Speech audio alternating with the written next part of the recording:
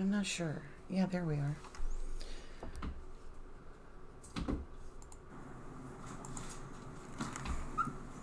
Okay, we got sound. Welcome to No Crime, No Time. And here we are again. So I'll wait till everybody gets in their seats, and then we're going to read the state's reply, and then we're going to vent. Really, honestly, it doesn't matter what the state has to say at this point, because it's not the answer. We're still waiting on the appellate court. But out of the plight of the fact that I read the court documents, I'm going to read the reply that the state of Wisconsin gave to the response of the affidavit of the witness that witnessed Bobby Dassey pushing a blue RAV4 with an accomplice towards the salvage yard.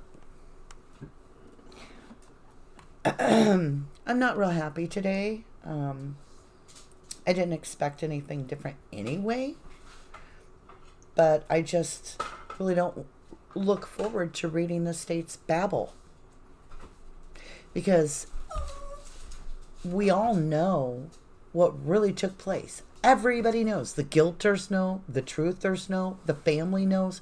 We may not know the exact situation, but we know that Stephen and Brendan couldn't have done it. So, can you let the dog out, please? Okay. This is going to be a cold read because I can't stomach the bullshit twice. Oh, there went my keyboard. Okay, it's all right. Let's just go with it. I don't even want to read it, you guys. All right, so April 16th, 2021. Clerk of Courts filed, and it says... I see I'm going to have to turn this. See, I got enough charge. We don't need the charger. I just don't even want to read this. I'm going to do it for you guys. For those of you that want to read it and know what it says. Here we go. Dear Miss Rife, enclosed for filing in the above matter are the original and 4 copies of the response in opposition to Avery's 4th petition to stay this appeal, remand this case to the circuit court. Thank you, Mercury Lovely. A copy of this response has been served by mail on counsel for defendant appellate. Sincerely, Lisa E.F. Comfer, Assistant Attorney General. Enclosed copies for Kathleen T. Zellner, Stephen G. Richards. State of Wisconsin Court of Appeals, District 2. Plaintiff response versus Steve Avery Defendant Appellate response in opposition to Avery's 4th petition to stay this appeal and remand this case to the circuit court. Introduction. Plaintiff respondent, State of Wisconsin, opposes Defendant Appellate Stephen A. Avery 4th petition to again stay this appeal and remand this case to the circuit court for consideration of yet another new Wisconsin statute 974.06 motion alleging that the state violated Brady v. Maryland by allegedly failing to inform the defense that a Thomas Zawinski purportedly called law enforcement on November 5th, 2005 to say he saw Bobby Dassey moving a car similar to the victim's car. The motion on its face shows that it was filed in violation of Wisconsin Statute 802.05, Section 2. Applicable here via Wisconsin Statute 809.84 because it was filed for an improper purpose and without a reasonable inquiry into its factual basis. Staying this appeal and remanding for the litigation of such a motion will result in further unnecessary delay and litigation. This appeal has been languishing for nearly 4 years now, due entirely to Avery's repeated requests to return to the circuit court to litigate procedurally barred claims that have no factual support. It is reasonable to conclude at this point that he is not pursuing these claims in good faith, but is merely, quote, throwing the proverbial spaghetti at the wall to see what sticks and delay resolution of this case. Indeed, Avery's new claim is not only unsupported by even a suggestion of cooperating evidence, but this claim is also mutually exclusive with many of the other claims Avery has pursued in the circuit court and on appeal. All of these allegations cannot be true. Avery's reckless disregard of this truth or falsehood of the allegations he is submitting to the courts alone should be reason enough to deny his petition for remand. Moreover, hey Shane Henry. Moreover, this case has now been fully briefed in this court for nearly a year and has been submitted to this court awaiting its decision for nearly 5 months.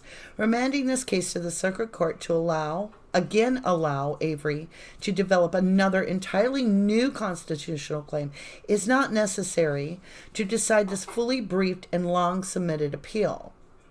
It would be insufficient and waste the courts and parties considerable resources that have already been expended and further delayed by this appeal's resolution. Hey JES, if Avery wishes to pursue yet another claim, the appropriate course is to either wait until this appeal is concluded, conduct a reasonable investigation, and file a new Wisconsin Statute 974.06 motion. Or, she okay? Or dismiss this appeal so he can pursue it now.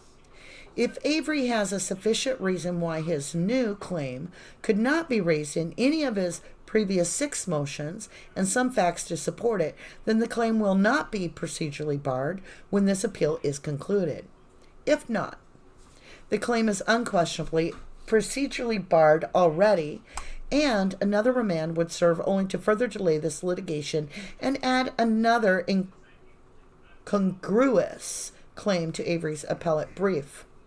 Avery has dragged his appeal out long enough. He should either dismiss this appeal, conduct a reasonable investigation into his new claim, and pursue it in the circuit court now, or this fully briefed, submitted, and years stagnant appeal should proceed. Background.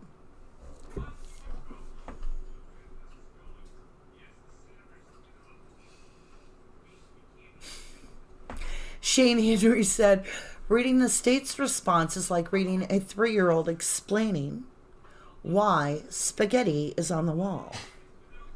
Background. I'm really not interested in what the state has to say because they don't matter. I'm not putting the energy toward them. I'm putting my energy towards you guys. And the appellate court has the say, not the state. The state's just talking about spaghetti. The state of Wisconsin is already using spaghetti sticking to a wall. Okay, I gotta take a minute. I can't do this like normal. Did Kratz write this? Who writes spaghetti sticking to the wall, Shane? Somebody tell me. Who writes crap like that? I work in an office. I have to write legal documents all the damn time. If I wrote something like that, my boss would call me in and probably piss test me because that's absolutely stupid. I'm going to lose my shit through this whole thing. So if you're not wanting to hear me lose my shit and swear because I am human, you might want to take a hard left because I'm really livid right now. I didn't want to come on here and go through this crap because the state has no authority at this point.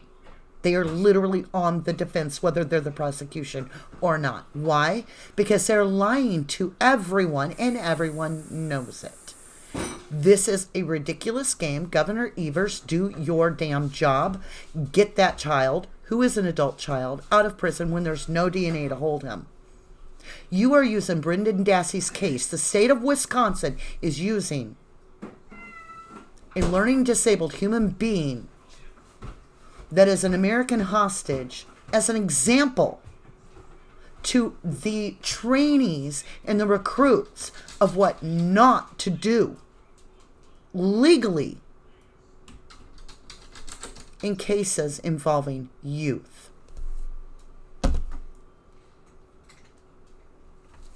Okay, state of insanity. I'll be right back. I gotta let my puppy in. Okay, I'm gonna take a breather. I'm gonna go suck some air, breathe for a minute before I come back and recompose myself. I'm gonna let my dog in.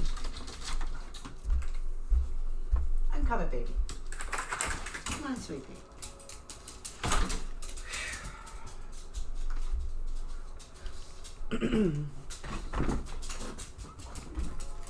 Whatever.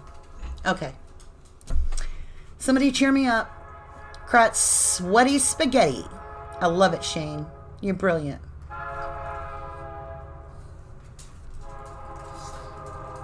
Mercury says Kratz came to mind. And he's been gone. He's been quiet. What they need, him to come in and persuade the public's view. Change the perception with his magic little wand. If at this point you have even studied, I don't know, a few pages of the Avery case, and you are still a guilter, then you literally are one of the most narrow-minded people out there. I own it. I claim that. I said it. Whatever. Yeah, truth train's coming through. Truth train's coming through. Shout out to Brendan Maddox. Time will tell on these. I'm trying not to swear on these people.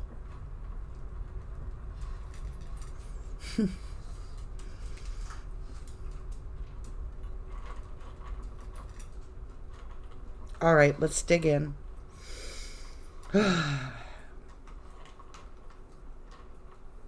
Background.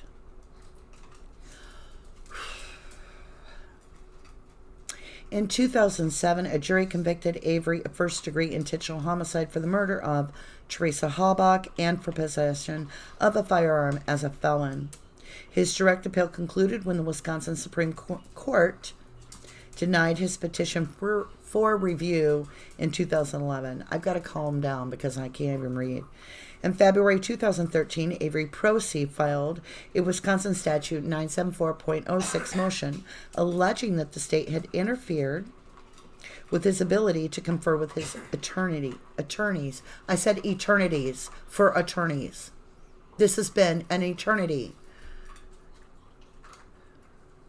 Bramble, the state came back already with their nonsense. It really doesn't matter what the state has to say because the appellate court is the one that rules. So the state can talk about spaghetti sticking to the wall all they damn well please. I'm sorry, Bramble. I'm just really pissed off at the state because I'm sick of having to read their preschool legit sounds like Kratz wrote this. It's bad. Okay, we've got the reply from the state of Wisconsin. It is a denial in the Stephen Avery case, but they don't get to do anything. The ruling doesn't really matter. So we're waiting on the Court of Appeals, the COA. But in the meantime, for just sheer frustrating bullcrap, I'm reading you the response, and they've already referred to Stephen case kind of like Zellner's just throwing spaghetti at the wall to see what sticks. Okay, so I'm just going to start it over. Okay. In February 2013, Avery Pro Se filed a Wisconsin State Statute 974.06 motion alleging that the state had interfered with his ability to confer with his attorneys, that the state impermissibly committed or commented on his silence during closed arguments, that he was deprived of a fair tribunal and ineffective assistance of counsel. The circuit court appointed an attorney to investigate the claims and ultimately denied the motion without a hearing in November 2015. In June 2017, Avery filed the Wisconsin Statute 974.06 motion at the issue in this appeal, alleging that a multitude of constitutional errors occurred in his prior proceedings. The circuit court denied his motion without a hearing on October 3rd, 2017. Avery then filed a motion to vacate judgment on October 6th, 2017. He additionally filed a motion for reconsideration on October 23rd, 2017, followed by several supplements to the motion between October 31st and November 17th of 2017. The circuit court denied all of these motions without a hearing on November 28th, 2017. I'm going to reread that line. The circuit court denied all of these motions without a hearing on November 28th, 2017. In other words, we're not even going to let you talk to us about it. Slap your DNA on the like button, please. I appreciate it. Hey, Stephanie Alter. The state has made their, filed their answer, that's all I'm going to call it, their reply, whatever you want to call it, and it's just laughable. So we're gonna humor everybody and read through it here, and I'm gonna try to stay calm. But to me, right off the bat, it's like I almost feel like the writing should be smeared from Kratz's sweaty hands typing here, but whatever. Okay. On June 7th, 2018, the court retained jurisdiction but remanded this case to the circuit court to allow Avery to file another Wisconsin 974.06 motion to litigate a Brady claim. The circuit court denied that motion without a hearing as well, and the record was transmitted back to the court on September 25th, 2018. On December 17th, 2018, Avery filed another petition to stay his appeal and remand the case to the circuit court for Avery to litigate a motion for post-conviction DNA testing of bone fragments collected before trial pursuant to Wisconsin Statute 974.06. On December 28th, 2018, this court denied the petition, stating that, quote, the scope of this appeal is limited to a review of the circuit court's denying Avery's Wisconsin Statute 974.06 motions, and therefore good cause to remand had not been shown. This court gave Avery a further extension to February 1st, 2019 to file his initial brief. YouTube wants to know, is Kratz the sneaky cop? Kratz is, Ken Kratz was Brendan Dassey's lawyer. No. Stephen Avery's lawyer during the trial in 2007. Ken Kratz also has been one of the most unethical lawyers, publicly has been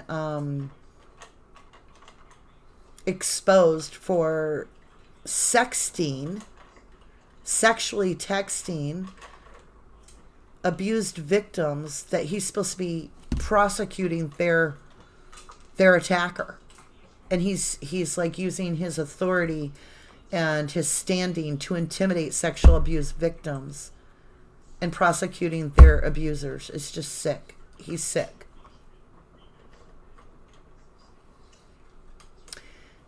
Stephanie Alter wants to know, is this from the Chick Judge Flowers?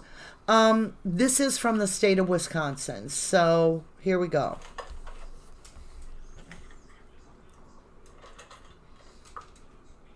Yeah, Kat Triber says the state filed their 23-page excuses, what I'm going to call it. Yeah, they wrote a stupid-ass book. Okay, yeah, this Jess Marie, this is utter BS. Absolutely. Okay, on January 24, 2019, a week before his initial brief was due, Avery filed a third motion to stay this appeal and remand the case to the circuit court. This time, he sought to pursue a new claim that the state violated his due process rights by releasing a portion of potentially human bone fragments to the Halbach family for burial. Roughly 5 years after Avery's trial, this court again remanded the case to the circuit court to allow Avery to pursue this additional claim. The circuit court denied it without a hearing on August 8, 2019. This appeal then finally proceeded. The briefing was concluded June 26, 2020. On November 9, 2020, the case was submitted to the court on briefs. The only step left in this appeal is a decision from this court. On April 12, 2021, long after briefing had concluded and after this case had been submitted to the court for 5 months, Avery submitted yet another motion for remand. This time, he claims that a new witness, Thomas Sawinski, had come forward to post-conviction counsel on April 11, 2021, and said that while he was delivering newspapers to the Avery salvage yard on November 5th, 2005, he saw Bobby Dassey and an unknown older man pushing a RAV4 up a hill.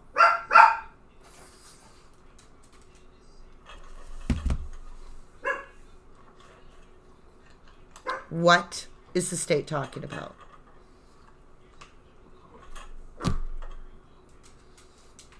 Hey, Andrew Johnson. The state has filed against their statement back at Zellner. I'm at the part where they're rambling on a little bit earlier about spaghetti sticking to the wall, and now they're saying that an older man, an unknown older man pushing a RAV up a hill.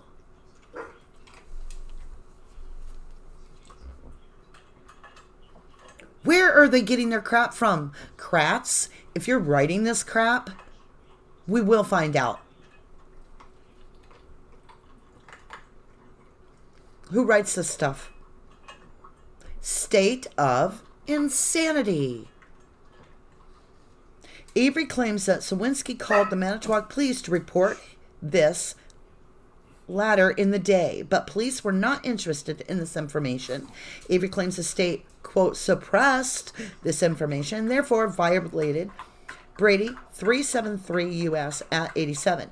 He seeks remand to pursue this claim in the circuit court. And well, he should. Yes, the state is full of bullcrappo. Relevant law. Oh, let's see how relevant the state of Wisconsin, their law is, huh? Oh, I know. Let me see. How about the, Gone makes the law that distinguishes that all evidence related to putting you away in prison must remain on the shelf if it has anything to do with biological evidence. He made the law. He got awards for making the law.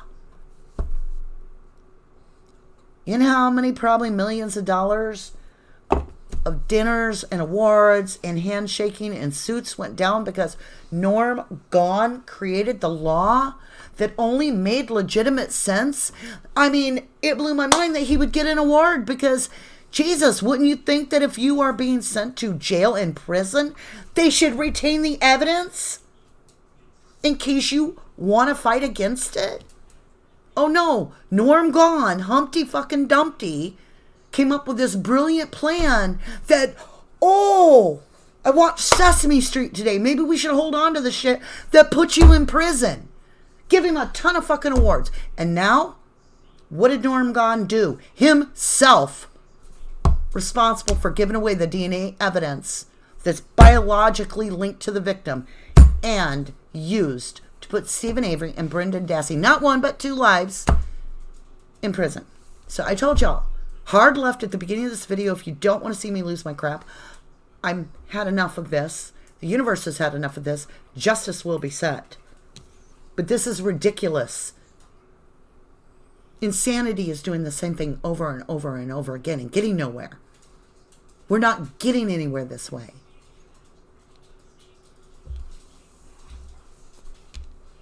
We're going to have to just have a lot of faith.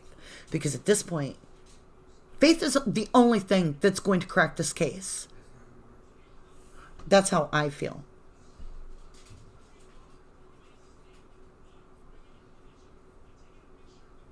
We do need help. We need Kim Kardashian. We need her to team up with Zellner.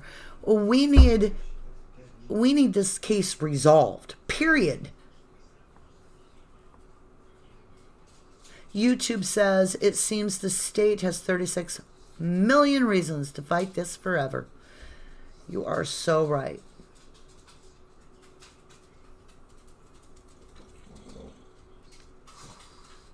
My dog he's like walking around going, because I'm fired up and he's like that. Well, it's a she, but anyway, she walked over by me. I'm like, I know, I feel you. Kat says, we rise at dawn with torches and pitchforks. Because I'm also fed up in the same crap over and over again. No. We start manifesting this. We wake up every morning and we say, we're getting justice. We have justice coming. Justice is here. We have justice in the Avery case. Justice is brought in the Avery case. Every day we manifest it with our first thoughts out of our mouths because we all know what we say comes true. It really does. What you believe matters. If anybody can teach you about manifestation, I have to hand that damn torch off to Kratz. Because guess what? What they believed came true. Yeah. So let's turn the tables. These boys are coming home. Our guys are coming home. Okay? Clear as crystal. Hello, Rubberducky and chat. I've been watching your channel for a while and never caught a live. Well, welcome, Clear as crystal. I appreciate you being here. Everybody's welcome here. Okay, let's try to get through this. Relevant law, which is a contradiction. I can't read this, you guys. Excuse me? The state of Wisconsin is writing relevant law. Ugh. What do they know about it? Okay.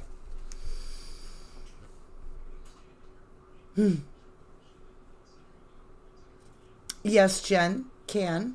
She asked, was Kratz not the prosecutor in the Stephen Avery case? Yes, Ken Kratz was absolutely the prosecutor. Hey, Atwood, swear all you want, I have been. It's not like YouTube's gonna care. What's up, OGs? This is Fluxed. Oh, absolutely, clear as crystal. You're always welcome. All truthers welcome new people. Our goal is to get the whole wide world awake about the injustice. Yeah, he was the prosecutor. Okay, my lovelies, let's do this. I better get a crystal. I gotta hold a crystal or something to keep calm. I'm gonna read the state's reply now. Okay, here we go. Relevant law. Avery is permitted to petition this court for remand to the circuit court for action upon specific issues pursuant to Wisconsin statute 808.07 subsection 075. The decision to remand is left to this court's discretion. The rules of civil procedure apply to appeals and to litigation with Wisconsin statute 974.06 motions, provided they do not conflict with any specific rules of procedure spelled out elsewhere for such actions, and the context of the rules does not hold, wait for it, manifestly required a different construction. Kratz, you wrote this crap. I call you out. Manifestly. Yeah, it's there. I told you. As relevant here, Wisconsin Statute 802.052 provides that by presenting a submission to the court, an attorney is certifying, quote, that to the best of this person's knowledge, information, and belief, formed after an inquiry, reasonable under the circumstances of all of the following. So these are the guidelines, if you will, the criteria.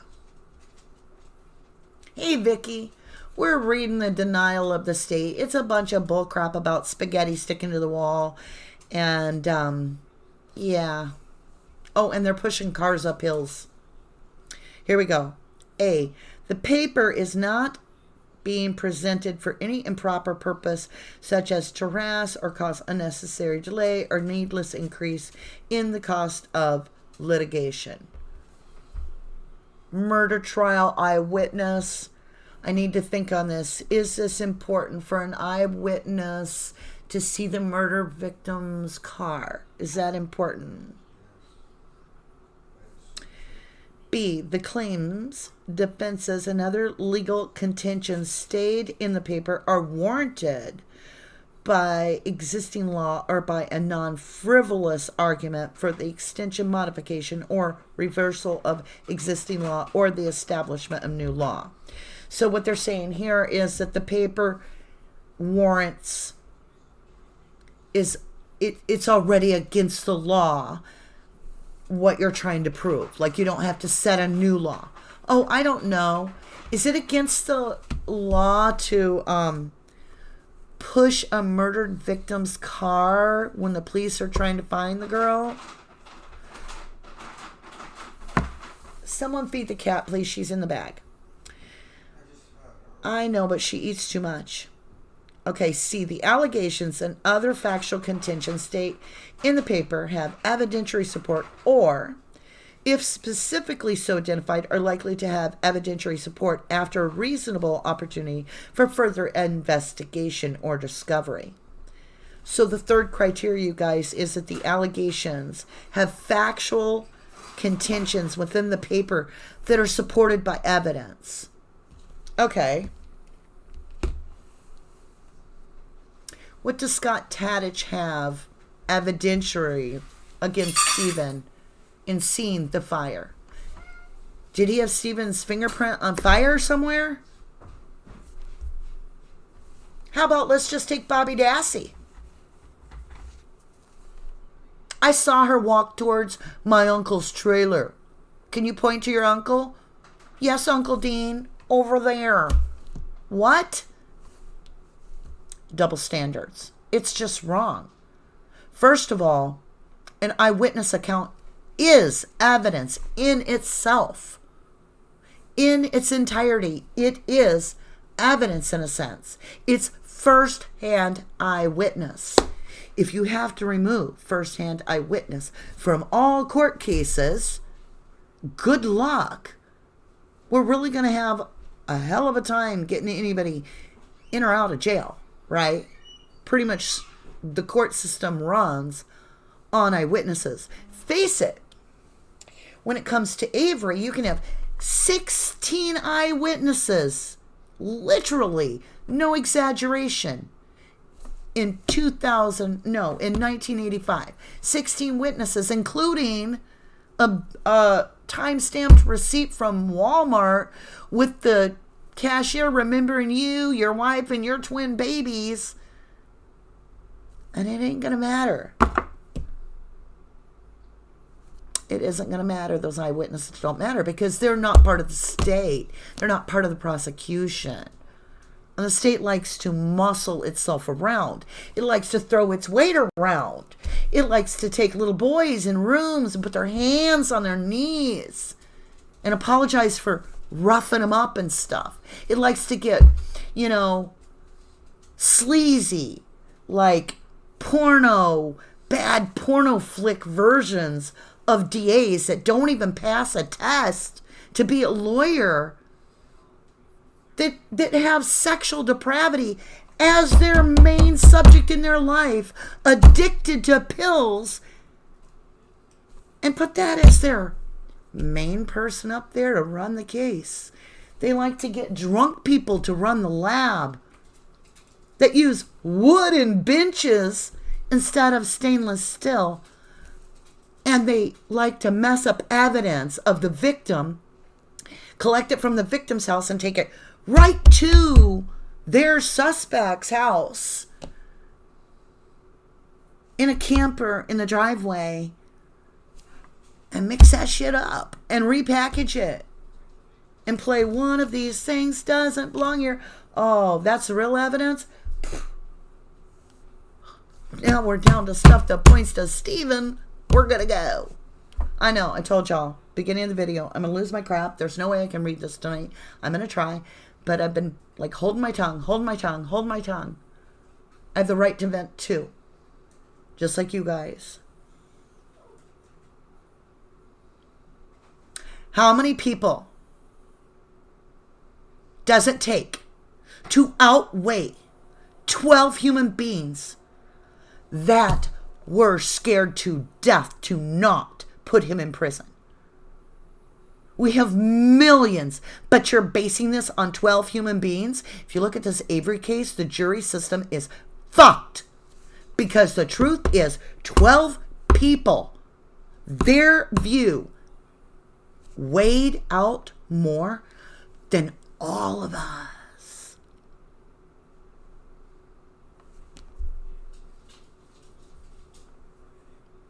How good is our system if 12 people outweigh the world?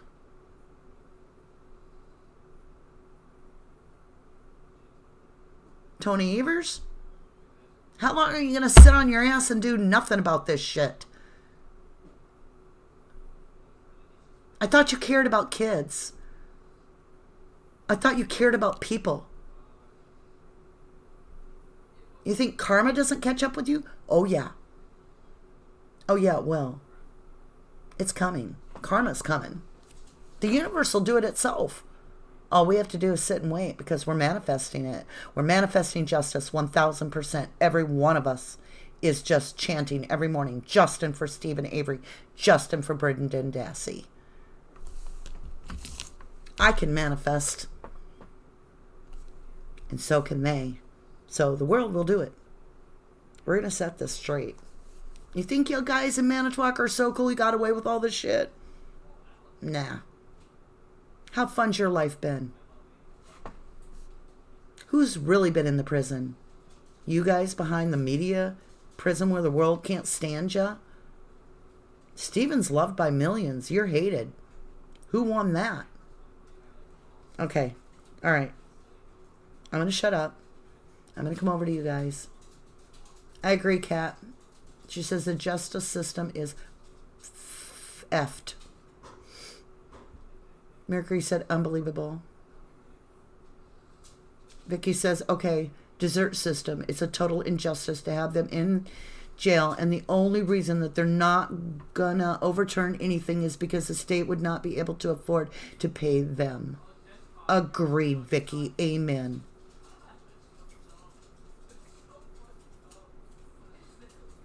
Kat says, Sweaty Boy swears he was not addicted on the pills until after he prosecuted Stephen Brendan. Oh, I'm going to believe a liar. Why would I believe Kratz? Anything he says. I still think he had something to do. I think Kratz had something to do with Carmen Botwell's murder. I have the right to think what I want. I've researched this case. Carmen met with someone that was working for Calumet County as the DA. What was Kratz doing right before he took over the Stephen Avery case? Ta-da! DA, Calumet County. And no, to you new people, I'm normally a nice, loving, kind healer of this planet, the best I can, messenger of the divine. I love people. When I'm pissed, you know it's fucked up. This is stupid. Okay.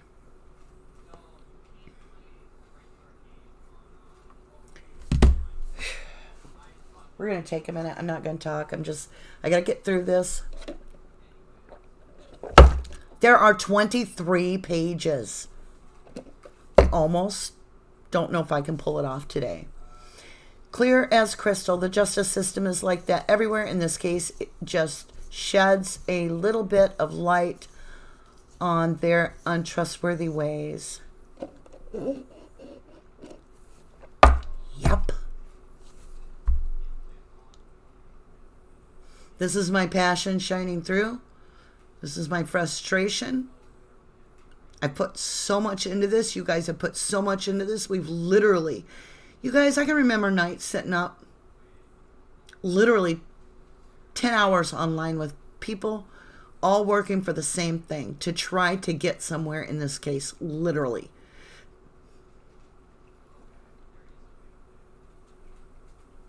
Pick almost any truther that's been in this case. You've all put your heart and soul into it. And for the state to act like it doesn't matter what we say, they can just discredit us by throwing spaghetti at the wall. Hey, Governor Evers, do you want your crown and your helmet? Because at this point, I'm starting to doubt that you have anything upstairs.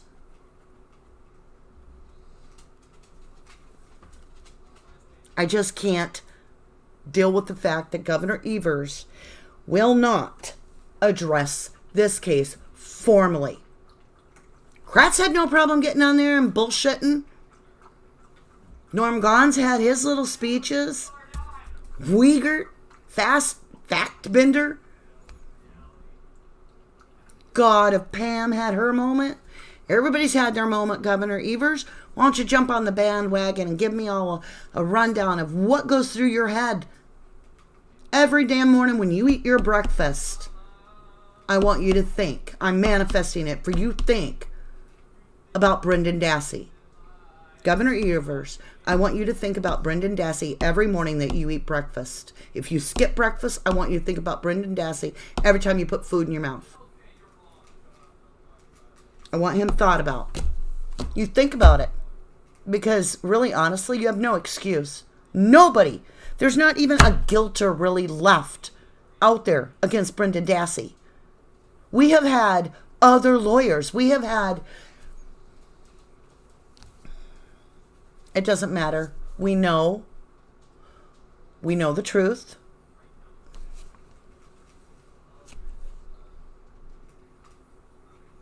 At some point, Americans are going to get sick of this shit.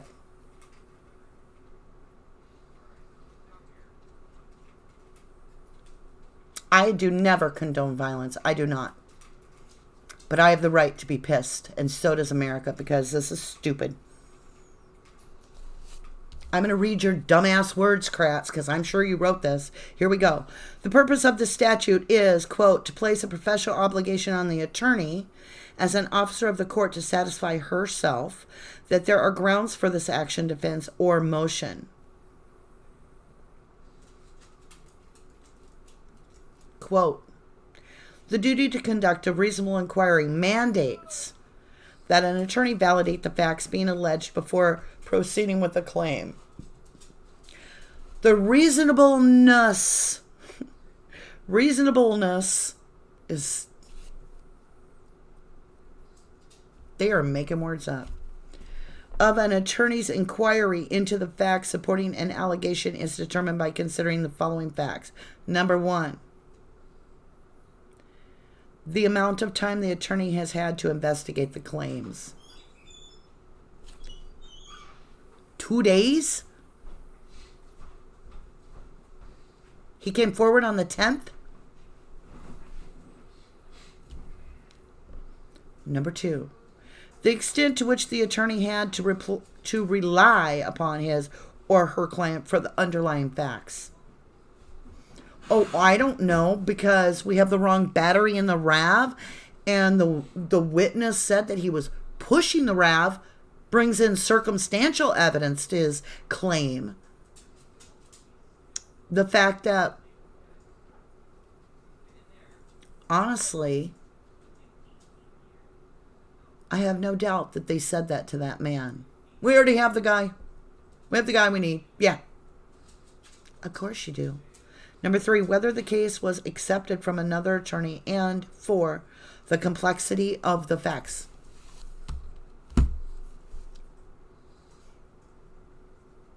What the hell does that mean? Number 4, the complexity of the facts.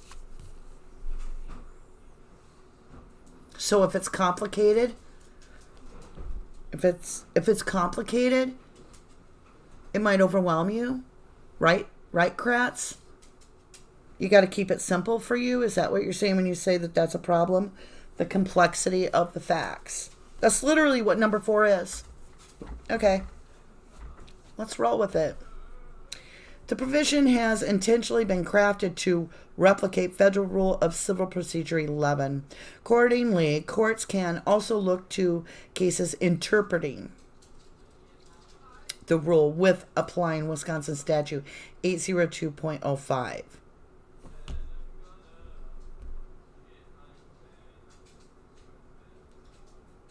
Is that Martita Hamilton? Hi, nice to see you. No court wants to look or hear the facts. That's for damn sure. Okay. Victa. I want to read that for you. Let's get this.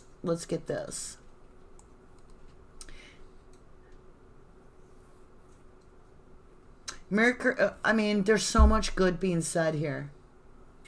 So Mercury Cheshire, my mod, and I love you. Thank you, lovely. I hope you're healing well. Please say prayers for Mercury. She's had surgery, and she's coming on these lives, even though she should be resting. She asked, Ducky, don't you think this came out way too quickly after Zellner's? Yes, I think they have Kratz sitting there writing this crap. Clear's Crystal says, Vicky, I believe they don't want to give a new case because it's going to shed light on their abuse of power. And then Victa says, it's like banging our head against the wall. Just tell us, who can we go to for justice? How are judges and court systems getting away with turning away evidence? Wisconsin will never be fair to them. You know, Victa, I have no idea. We need the United States Marshal on this case, and that's the truth. We need a United States Marshal to step into this case. That's about as high as we can get. And yeah, Mercury points out that this witness came forward in 2005 at the time of the occurrence.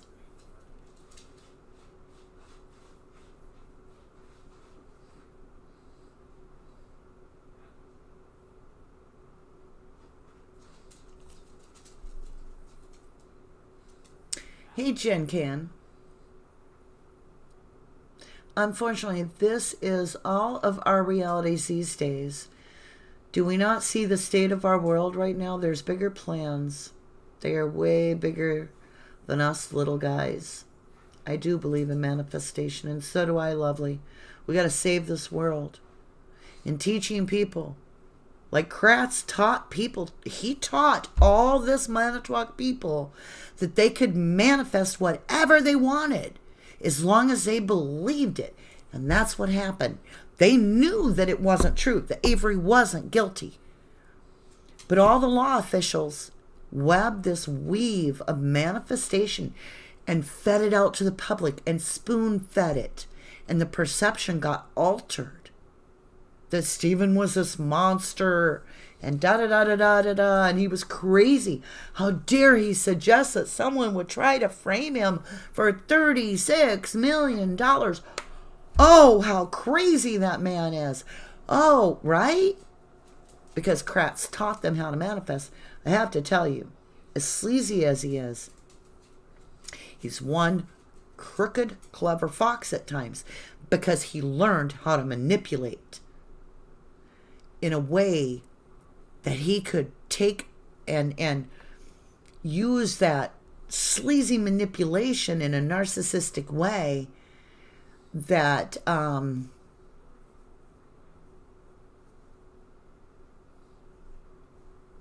it's happening now. I don't want to call out politics here, but yeah. How much of you are really seeing past the twisted stories in your life and really knowing if you're listening to another made up bullshit scheme or if it's legitimately happening, you know? Are we wisening up to this false media? We have proof of false media. Every single... Now, this isn't just Corey Zipper saying this. You can go on and look at these forums. Every single sheriff's report that went out from Calumet County had at the top of it the K whatever radio established there, and as well as news broadcasts. And it was immediately when Sheriff Pogel would release something about Stephen Avery to control the media. That was faxed to their teleprompters, and there was not one journalist that did their job. They literally read whatever Sheriff Pogel told them to say. Why? Because lawyers were involved. There was $36 million on the line. So you're damn right. The police were making sure, law enforcement were making sure that Kratz could go out there and he could spin a web. And then they would go make that story come true. Problem was, Kratz was spinning webs like, you know, it was just so easy to lie. That's one thing I think that King Kratz and Scott Tadich have so well together, is once they start lying, they just can't stop. King Kratz is sitting at that news broadcast. He's informing the world on the first live ever. I watched that. Where Brendan Dassey, he's accusing of doing this and saying that Brendan Dassey has fully confessed to the entire murder and that they have found evidence. When I, with my own ears, my own eyes on live television heard, the whole crowd started questioning Kratz. And they went nuts. And he's soaking up the fame. He's like, oh yeah, bring it on. Oh yeah, he seems to be celebrating this beautiful 25-year-old's murder. Why? Because he's a narcissistic sicko, that he's thriving on that. And he's up there, and all of a sudden, the crowd quiets for a minute. And on live television, one of the reporters said, "Did you say there's actual blood anywhere? You said there was a pool of blood." Kratz says, yeah, there's a lot of blood. Where is the blood? In the car. Where in the car? Where are there pools of blood in the car? In the victim's car? Behind the passenger seat. On the floorboard, under the back seat.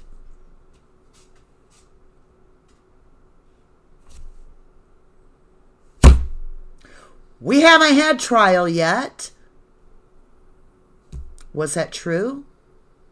No. How many people believe that? The jury hadn't even been picked. Stephen had not been arrested. Or if he had just been arrested. So, yeah. Let's see, where are you guys? Susan Welsh. So what does this mean? How in the world wasn't this a mistrial based on Kraft's behavior and the clown lawyer of Brendan's? It should have been. You're right. And Dean Strain, the lawyer for Stephen Avery, put that right before the judge, that this should be a mistrial. He couldn't believe it. It was inconceivable to him that at that point that they didn't have a mistrial because of Bobby Dassey.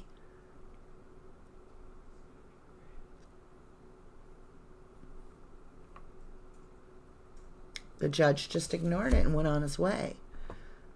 Did you know the jury wanted to replay a lot of Bobby Dassey's information and had questions? And they were denied? The jury. Now 12 people decided the life of two people. And the world knows the truth and can't do nothing about it. What does that say about our jury system? I don't think it should be up to 12 people. Right?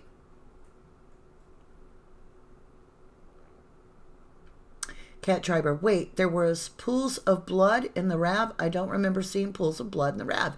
Isn't that funny, Cat? Isn't that funny there wasn't pools of blood in the RAV? But King Kratz told us on live TV. And every one of us that watched that believed it because it was TV and law officials.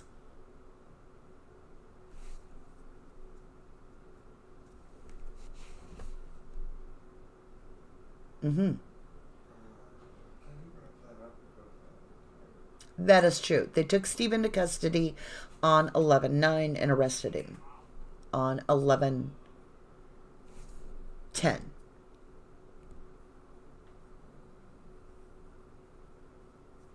Mercury says all of Bobby's evidence should have been shown immediately. Nobody's heard anything from Bobby Dassey.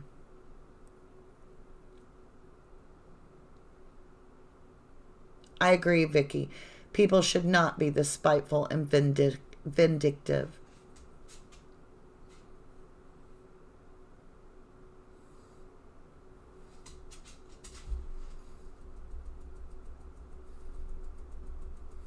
Clear as Crystal says, yeah, there were blood flakes that came out from his sink. Vicky, 100% political. I agree with you, Vicky. All right, lovelies, let's do this. It's already almost 10 o'clock, and I've got to get through this somehow. Doesn't matter how I feel about it. I've got to be a little bit more professional. I've vented to the point I'm exhausted. Argument number 1, remanded this case for Avery to pursue another new constitutional claim at this late juncture would be inefficient and unduly prolong this appeal. Avery again asked the court to stay his appeal and remand his case to the circuit court so he can litigate another new Wisconsin statute 974 motion. Am I on the right part? They just keep saying the same shit, so I don't know if I'm moving forward or not. Yeah. Okay. All right, here we go. The issue Avery claims he would like to pursue is an entirely new claim alleging a Brady violation based on a purported new witness who provided post-conviction counsel with an affidavit on April 10, 2021, alleging that he told law enforcement about seeing Bobby Dassey moving a car. Are you I'm never going to get through this if I keep doing this. On November 5th, 2005, that resembled the victim's vehicle. He did not say he saw Bobby Dassey push a car that resembled the victim's car. He did not say that. What the eyewitness said is he saw Bobby Dassey pushing a blue RAV4. As before, Avery does not seek remand for fact-finding on a specific issue raised in his earlier motions. His motion is another request to pursue a new constitutional claim.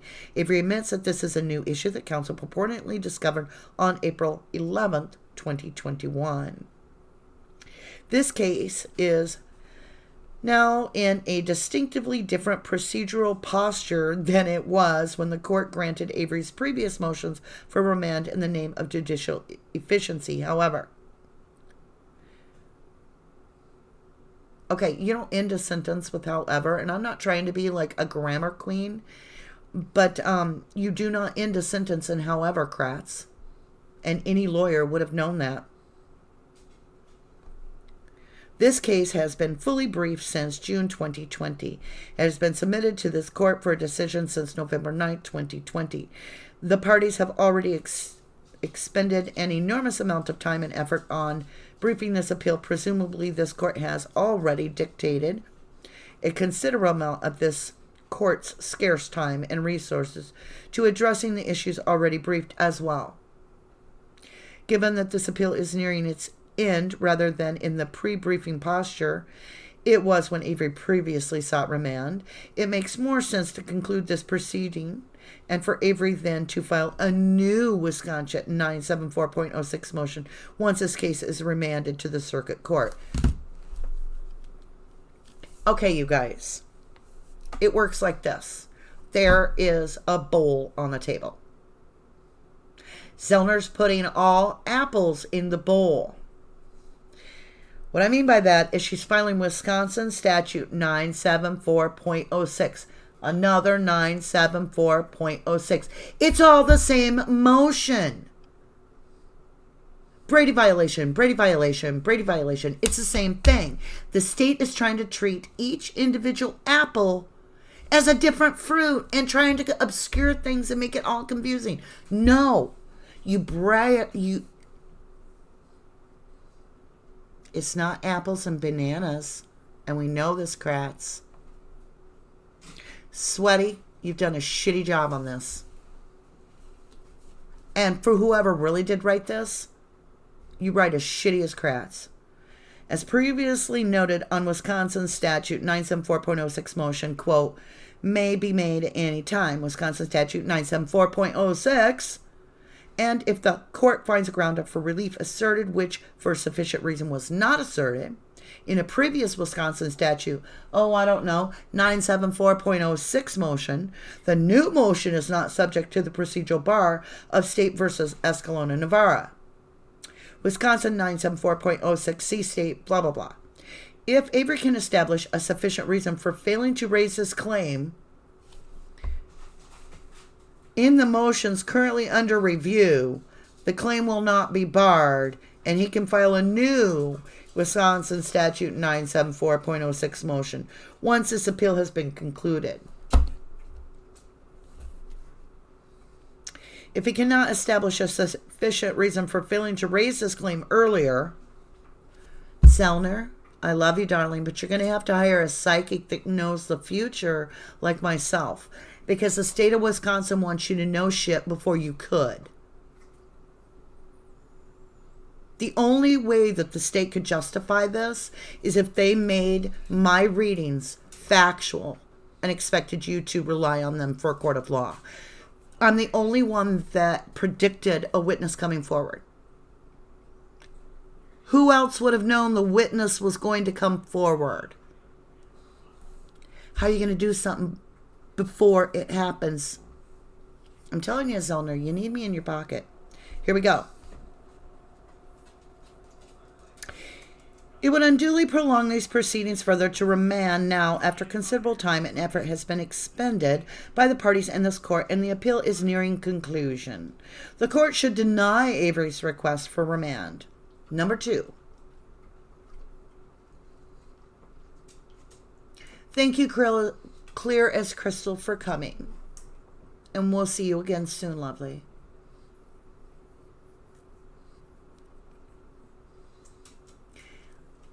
A Woodward, good to see you, lovely. Hey, Shimpy, how you doing? And not rotten ones either. What?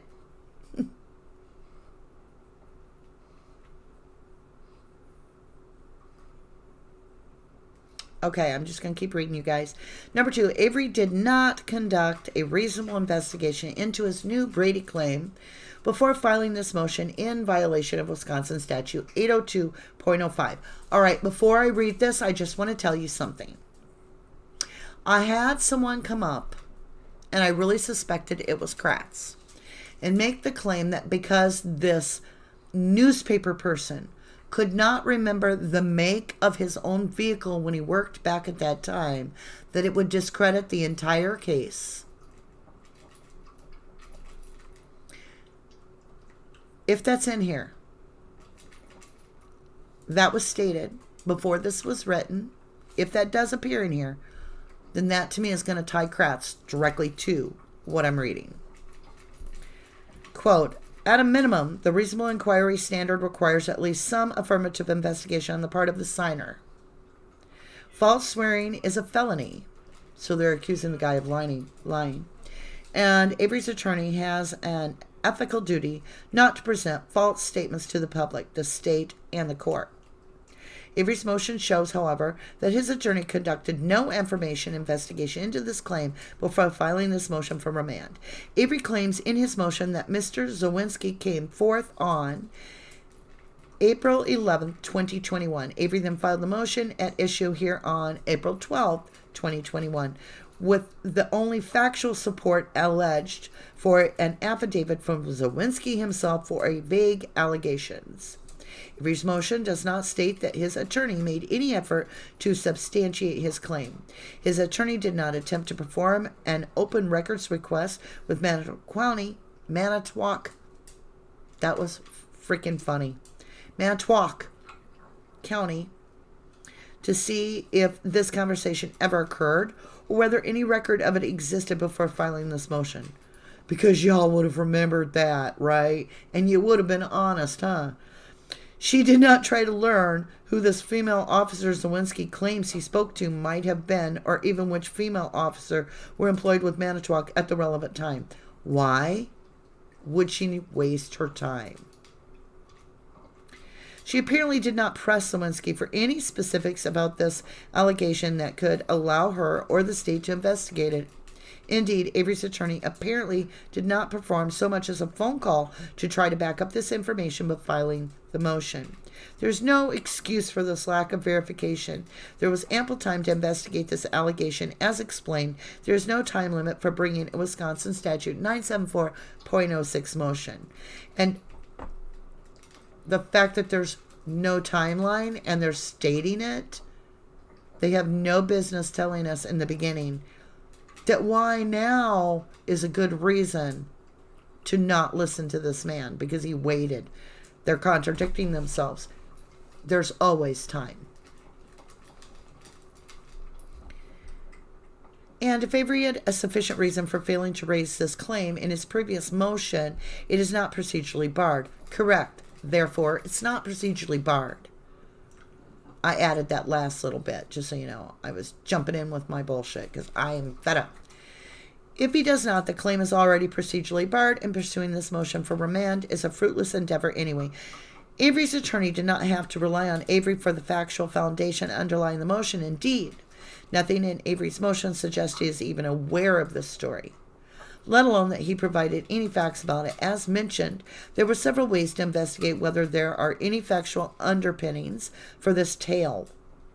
It was not impossible to investigate such that Avery's attorney had to rely on Zawinski alone. This case did not originate with a different attorney, and post-conviction counsel has hardly made it a secret that she has been pursuing post-conviction relief on Avery's behalf for the past 6 years. What? This case did not originate with a different attorney.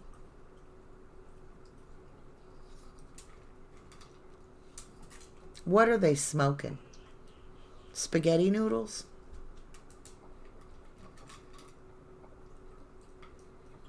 Yes, Crystal, I believe it. Lulu's here. Lulu Justice.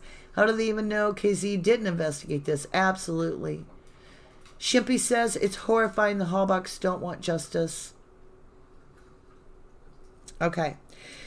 This case did not originate with a different attorney. And post-conviction counsel has hardly made it a secret that she has been pursuing post-conviction relief on Avery's behalf for the past 6 years. And finally, while this case is complex, which is going to really baffle the state, the allegations relayed by Zawinski and underlying the elements of the purported Brady violation are not. Quote, to perform an adequate the state of Wisconsin is literally using words such as to perform an adequate investigation. And they're about, I'm going to have to read how they're going to tell us how to perform a proper, adequate investigation.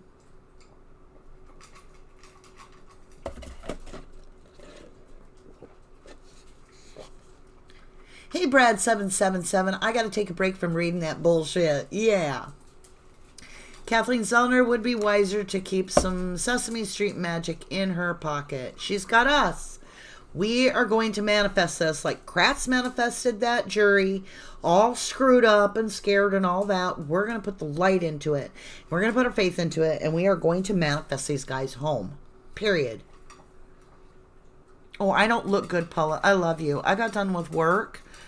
I had my hair in a bun all day, and I don't even care how I look. But thank you, sweetheart. I do appreciate it.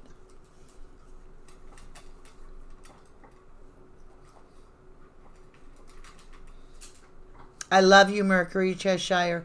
Please say prayers for Mercury. She's going through a lot. She has had surgery, but she will not let Stephen Avery down. I don't even tell her when I'm going live. She just pops on and takes over doing mod like out of the blue, some earth fairy, and we love her. And we want to say thank you for putting your time in.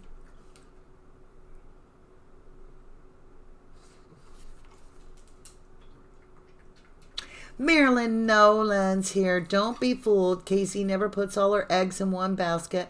Hello, RD and all. I love you, Marilyn. You brighten my day.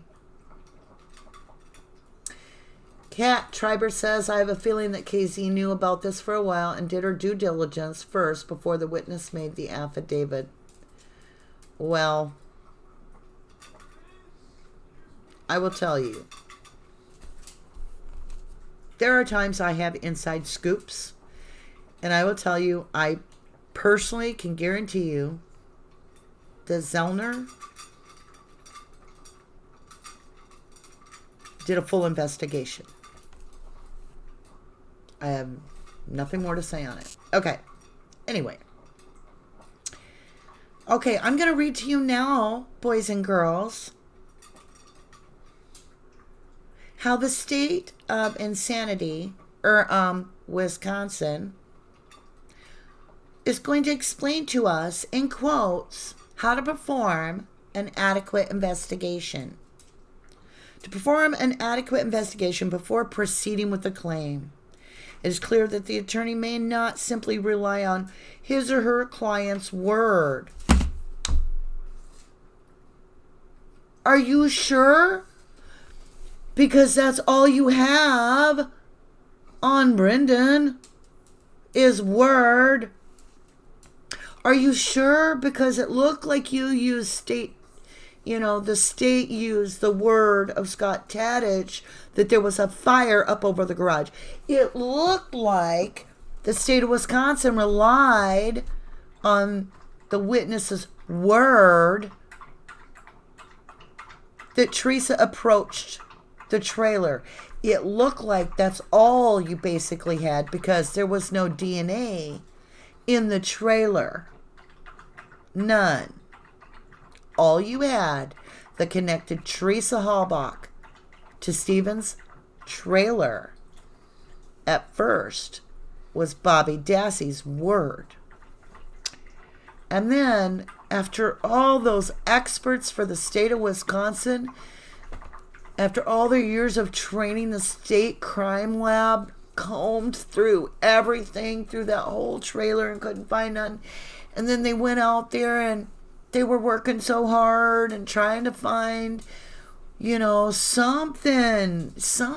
And then, I don't know, they had the word of a child that was spoon-fed information to repeat, or he wasn't going to get out of the hostage situation, which was a lie. He wasn't getting out of it anyway. But he didn't know any better. He thought if he repeated everything they said, no matter what, he'd get out of there. All right. So, Brendan Dassey is the first one that's repeating what they're saying, but he can't even repeat their story right.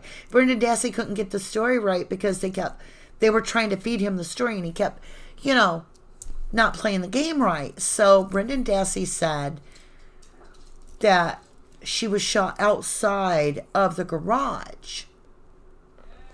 That didn't work for investigators. It's winter, Brendan Dassey. We can't go outside and get bullets. There's snow outside around the garage. You're going to have to say she was shot in the garage. We'll just throw a bullet in there somewhere. And then we all get the bullet. And we're like, they jackhammered the floor and every single inch of that place was covered in dust. The entire place was snowed with dust. But that bullet was as clean as it could get. Clean as a whistle. But let's get back to how the state of Wisconsin would like us to understand to properly investigate so that we can really understand. It is clear that the attorney may not simply rely on his or her client's word. It follows then that neither may an attorney rely simply on the word of a person like Zawinski. I didn't know the state of Wisconsin knew him. Wow. Someone who appeared out of the blue for the first time in 15 years after the case began, and long after Avery's appellate brief was filed. The man came forward 3 times. What did you want the witness to do when the police are telling him, we have the guy, shoo.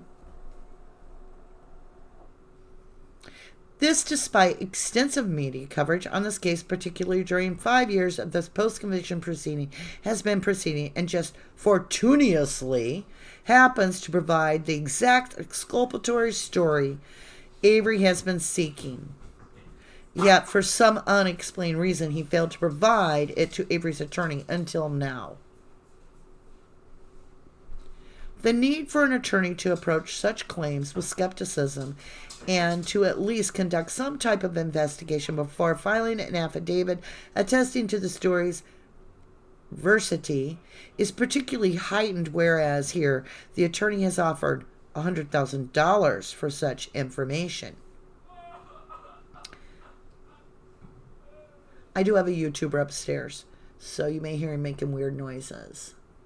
Hey, James Ringle. Brendan said her throat was slashed twice and stabbed in the stomach and dragged out with her heart still beating and then shot in the... Brendan said, shot outside of the garage.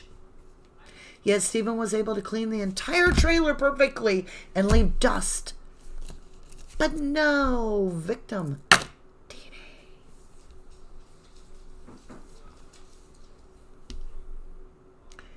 Very true, James.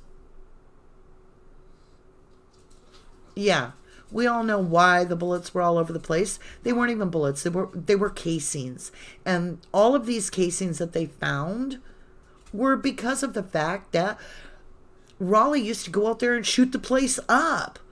Shooting gophers, shooting this, shooting rabbits, shooting whatever. All right. A paper filled in best of faith. Filed. Okay, a paper filed in the best of faith, even with the lawyer is convinced of the justice of the client's claim, is sanctionable if counsel neglected to make reasonable inquiry beforehand. I got to plug my phone in. I've talked so much I've run my phone dead. Brendan didn't even mention her belly button was pierced. Well, wouldn't you think if he's a virgin, first time, murdering, raping, pillaging, mutilating, you might notice if the person had different, unique things about their body? We all know the truth. Ken Kratz probably did the whole thing himself. That's my personal opinion. I think they were like, we need to get this rolling. Who wants to be the DA of the case? Whoever's the DA, the only way we know that we can guarantee that you'll truly get this case pinned on Steve Avery is if you do the crime. Then we know we got you for life. So, get busy. Start throwing spaghetti on the wall. Maya, you're straddling my phone card, baby.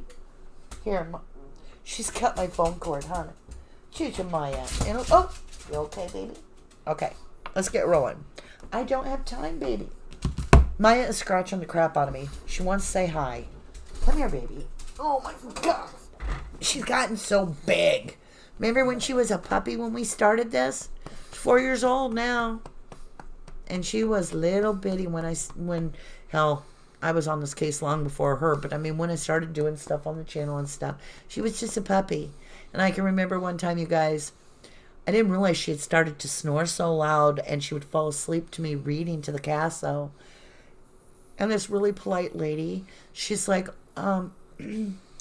Ducky, I don't mean to be rude or get into your privacy, But you need to get your husband a CPAP. And I'm like, I'm so sorry. That's my dog. She's a pug. Okay, guys. Throw spaghetti. Throw spaghetti.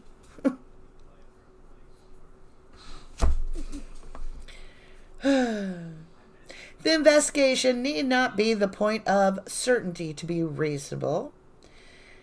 Wisconsin second at best. Okay, nonetheless, a signer must explore readily available avenues of factual inquiry. A statement that is offered as a positive fact but is actually an extravagant interference from the vague recollection does not satisfy this requirement.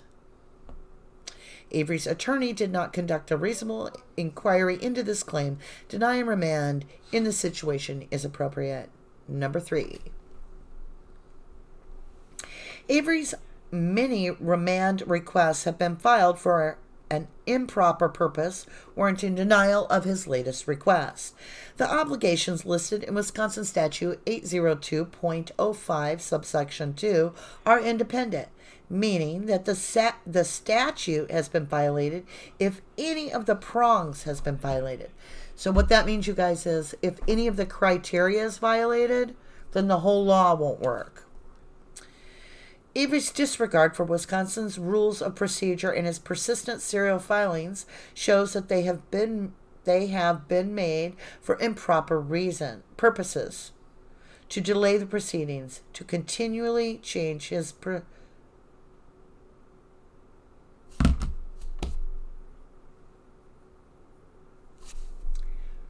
Why in the hell do they think and suggest that the man fighting to get himself out of prison is purposely delaying anything? Why? Because they have nothing else to say.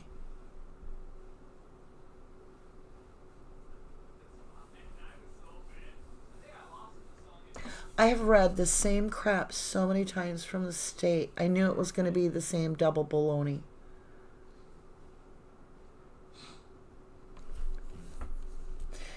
Multi-Brad said, my great-grandmother's name is Grandma Erhm, which is what I named the video. Okay. Recompose. Avery's disregard for Wisconsin rules and procedure and his persistent serial filings show that they have been made for improper purposes, to delay the proceedings and to continue to change his position to make it difficult for the state to respond. Are we making it complicated, Kratz? And to his ever-shifting allegations, and to frustrate the court's ability to reasonably evaluate his claims by burying them in paper. I'm going to print this crap. I'm going to burn it in my backyard. Improper purpose does not necessarily refer to bad faith or intent to harass. Indeed, any reckless disregard of the duty owed to the court can suffice. So now Avery's harassing the court because we have an eyewitness. Oh my God. We're expecting the court to have to actually do their job. Avery has continually misrepresented the facts, misstated the law, and made claims grounded only in speculation with reckless disregard for their truth or falsity. Avery's conduct shows that his many filings, including this one, were filed for improper purpose. Avery has now filed 6 motions alleging claims that could have been raised in his first Wisconsin Statute 974.06 motion.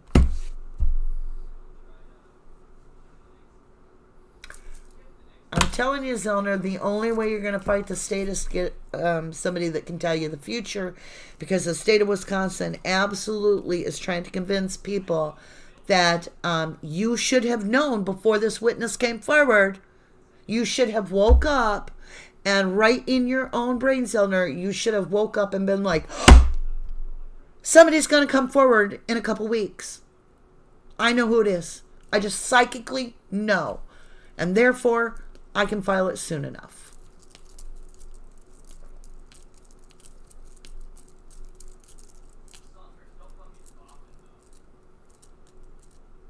Yeah, that's true, Kat. Kat Triber says the shoe is on the other foot with that one. The state is the one delaying this. The courts are purposely taking forever in making a decision. Because they can't handle the truth, says Marietta Hamilton. Lulu Justice says they're pooping their pants is what they're doing. Mercury says, I do it, Lulu. This has been a passion for me for almost 10 years. I agree, Mercury. Paula Bradley says, I think these people are jokers and full of it. Lulu says, that number is getting really old. I know. Here we go. Avery has now filed 6 motions alleging claims that could have been raised in his first Wisconsin statute 974.06 motion. He has ignored and attempted to circumvent Wisconsin statute 974.06 by continually labeling his successive motions supplemental. Well, when it falls under the same damn heading, it legally is a supplemental. Okay, I'm sorry, guys.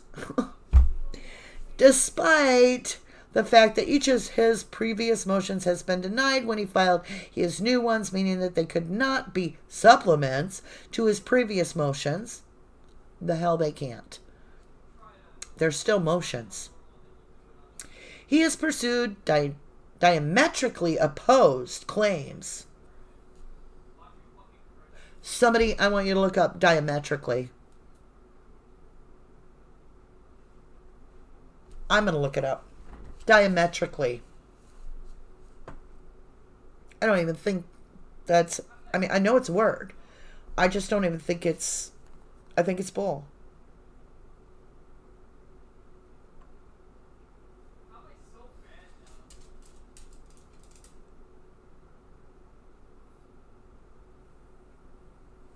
Unless I'm spelling it wrong, it's not even a damn word.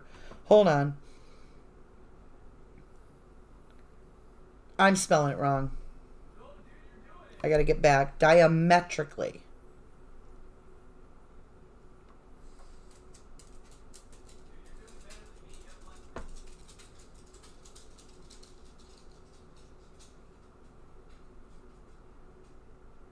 With reference to opposition.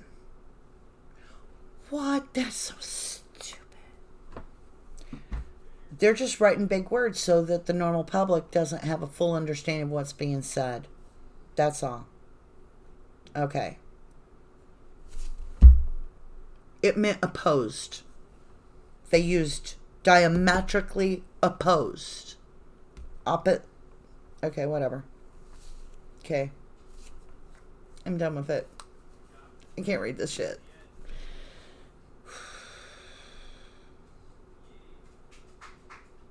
Okay, I'm going to try. I love you guys. That's why I'm reading it.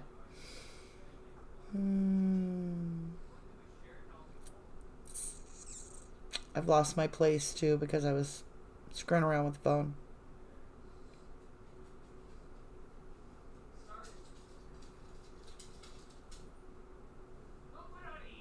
I think I went too far.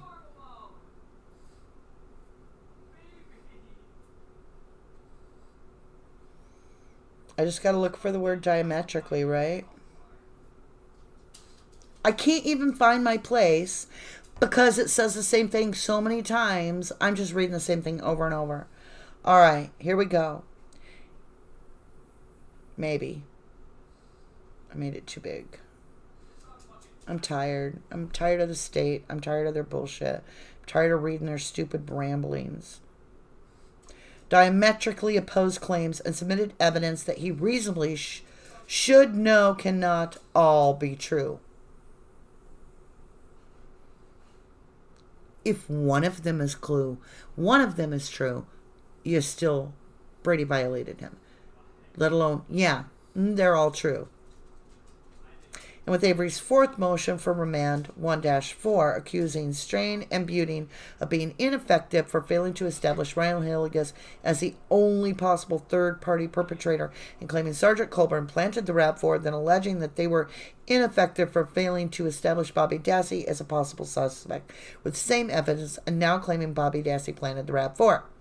Further, Avery has inappropriately changed his arguments or raised new ones in his reply briefs, giving the state no opportunity to respond. Bull. You guys talk too much as it is. The state of Wisconsin talks bullcrap. He has buried and burdened both the circuit court and the court with thousands of papers of exhibits, many of which were unnecessarily repetitively filed multiple times, and many that were never discussed in Avery's filings. He has leveled completely unjustified accusations of bad faith against the state.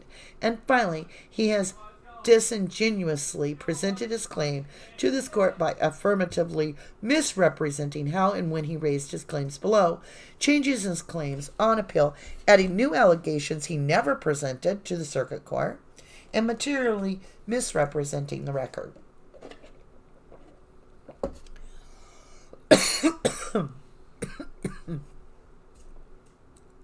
My throat chakra's closing because I don't want to read this stuff. Okay, lovely. Thank you, Mercury. Fair witness says, means completely differing viewpoints, i.e. extremely different. Thank you, fair witness. You're right, James. That's what it meant.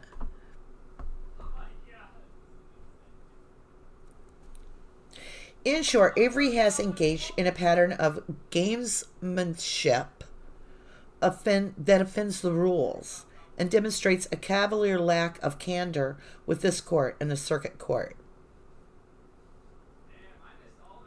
This state is not seeking sanctions here. However, this pattern of conduct shows that Avery's belated remand request has been made for an improper purpose. This court should deny his motion. Again, if Avery no longer wishes to challenge the circuit court's decision denying the claims he raised in the Wisconsin Statute 974.06 motions at issue here, he may voluntarily dismiss this appeal. As noted, his new claim is mutually exclusive with some of the claims he raised previously regarding what theory of defense he believes Strain and Buting should have pursued, and cannot be squared with many of the allegations in his appellate brief. The process of winnowing out weaker... Somebody highlight that word, winnowing. I'll buy it. The process of winnowing out weaker appellate claims and focusing on those more likely to prevail, quote, is a hallmark of effective appellate advocacy.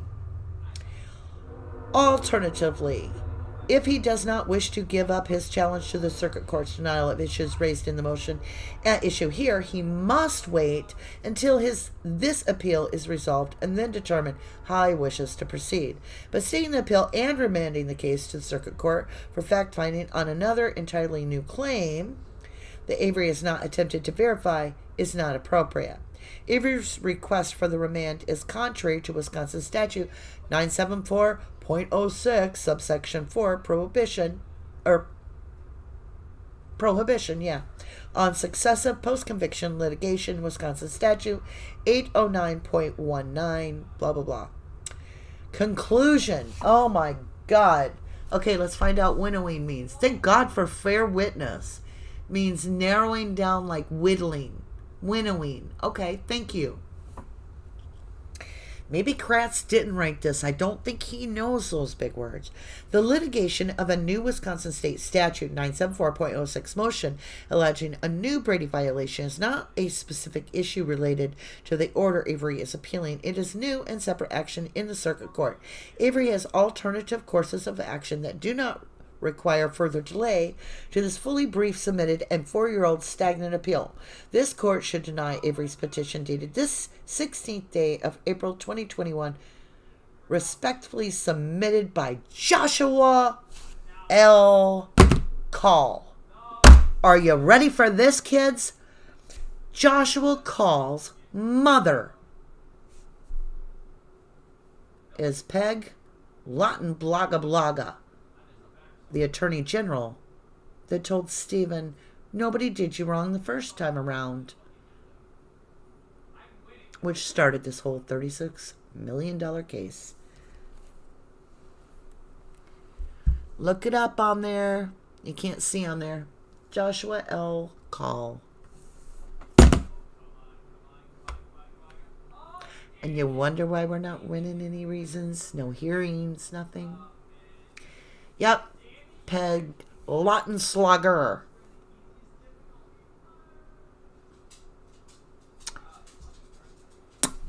That's why. See, Peggy had a problem with Stephen. Because Peg Lautenschlager got her hand smacked publicly by Janet Reno, the United States Attorney General at that time. Publicly. For doing a shitty damn job. And that embarrassed Peg. Because it threw shade on her family lineage.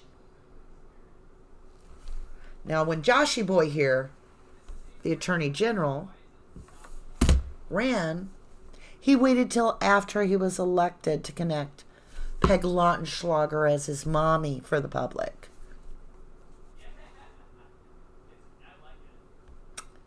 Yep. And the shoe falls. Doesn't really matter, though, because we have all power of the universe. And we are manifestors. We are creators.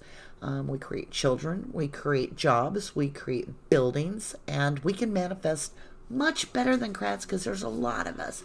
So we're going to think every day. Justice for Brendan Dassey. Justice for Stephen Avery. Every day. Justice is being received. Already happening. We've already got it. We've already won the case. That's how we're going to manifest. It's the only thing we have left, guys.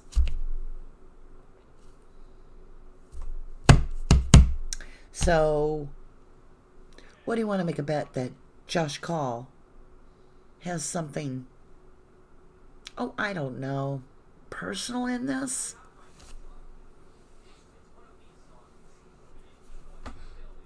Oh, yeah, right there, Joshua Call.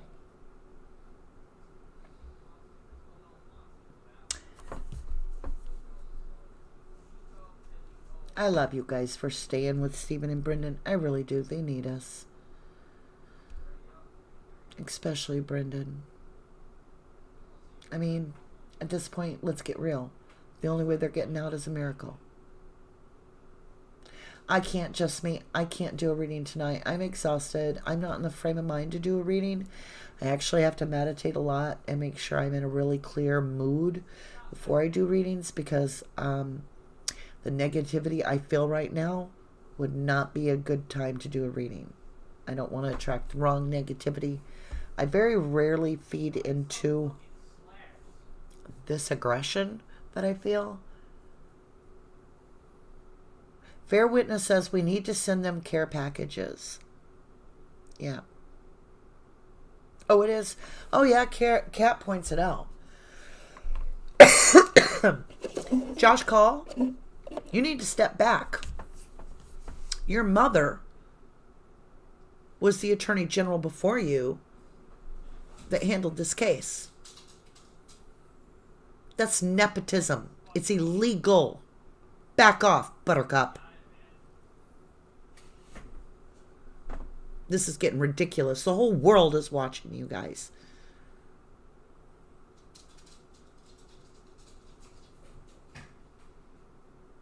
I do believe in miracles.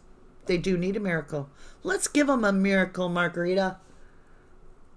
Oh, it's I said it wrong. Just a minute.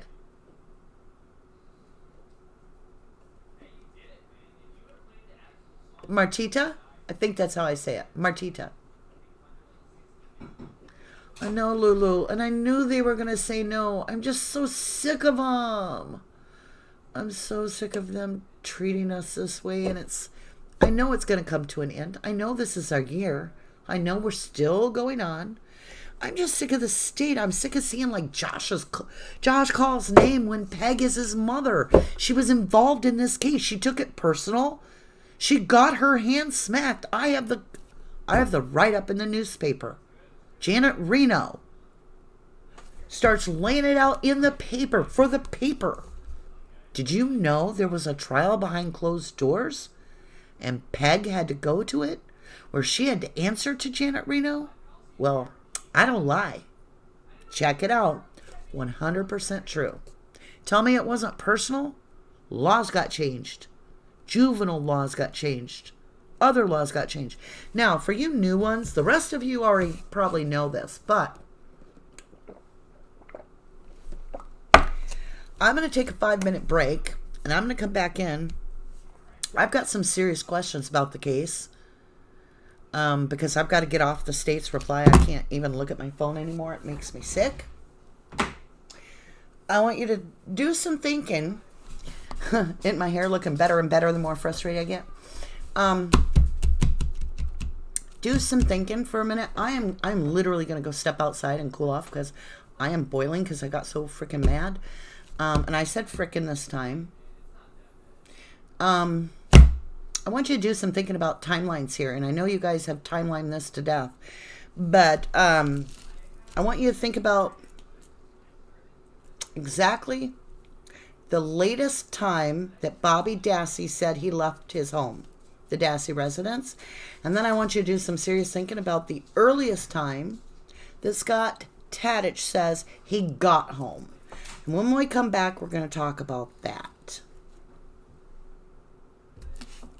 I'll be back in just a minute. I'm just going to take 5 minutes to cool off, and then we'll come back and we're going to get into it where we don't have to read nothing. We can just voice chat. I'm going to get a ponytail, and I will be back in 5 minutes.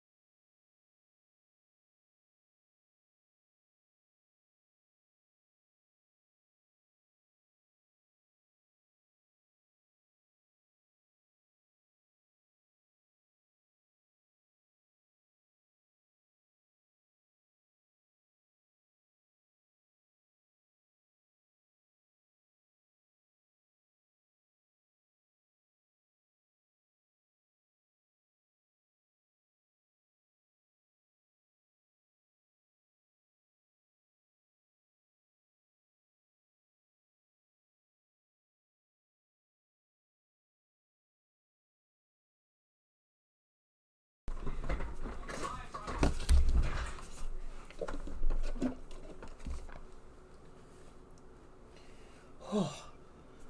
Whew. Hey, polyester. Good to see you, lovely. Fair witness, I can't believe that Brendan got stuck in jail with his bogus confession that everyone can see was made.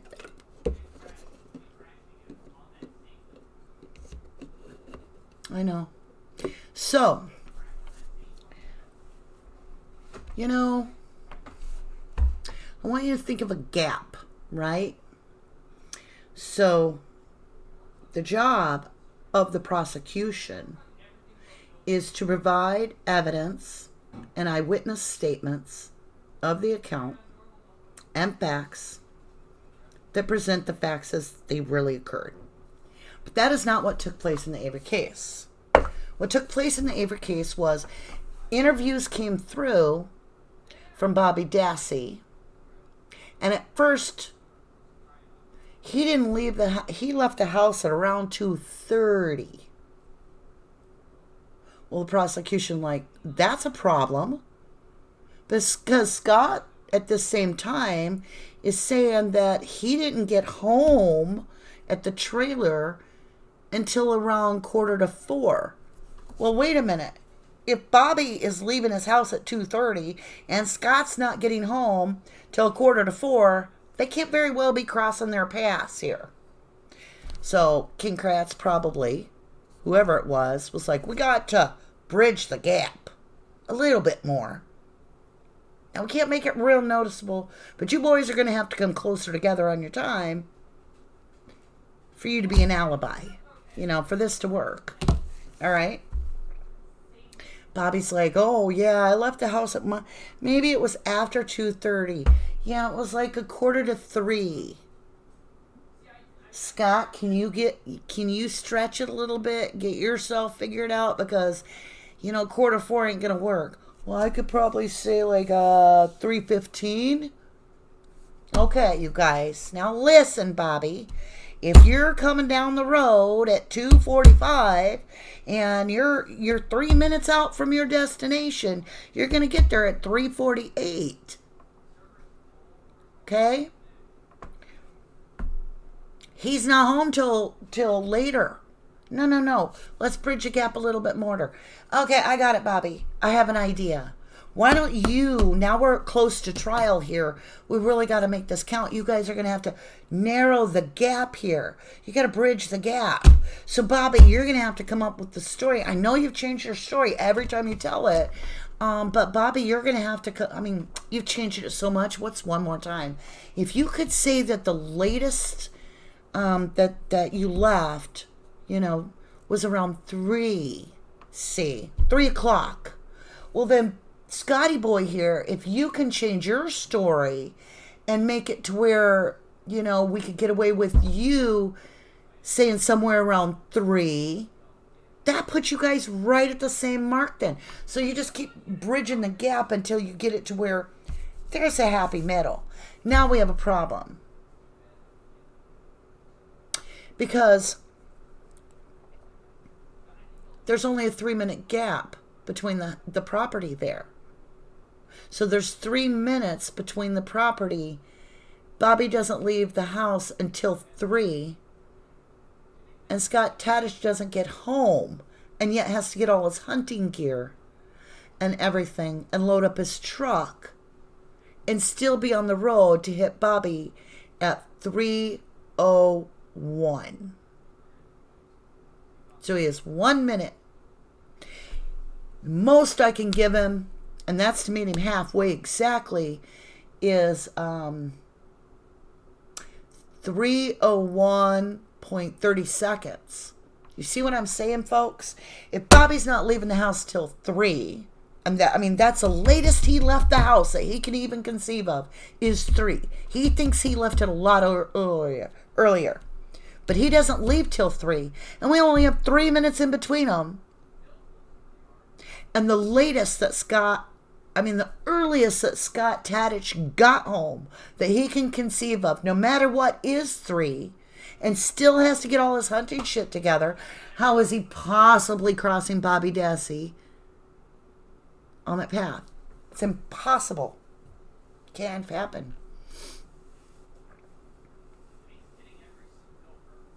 Can't have happened. Lulu says, then Scott picked up Barb at 5 to go to the hospital to go visit his mother. Mm-hmm.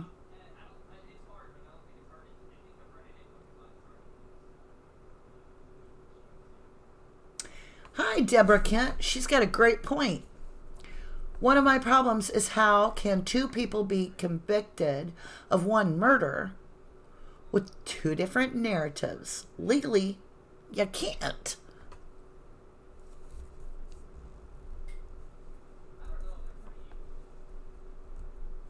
Yeah, and Mercury Cheshire says the school bus is in between, too.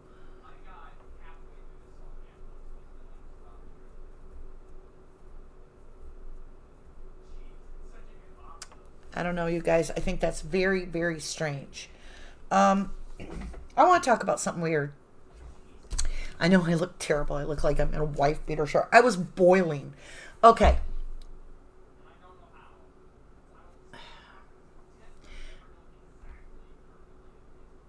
This really bothers me. It really, really bothers me. When you think about the fact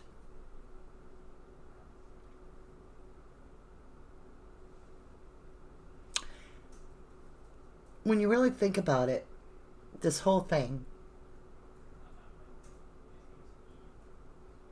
what gets me the very most in this case, it really gets me when I start looking at like how all the stories bridge gap. Okay?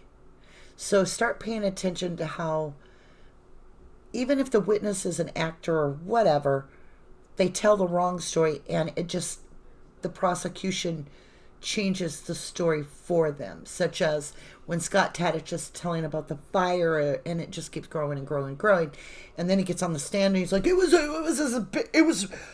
as high as the garage roof, and you see Ken Kratz go, in other words, shut your mouth, you're going over the top. Or you have like Ryan Hillegas, when's the last time you saw her? I don't know. You don't remember? No. You don't remember the very last time you saw her? Do you remember if it was night or day?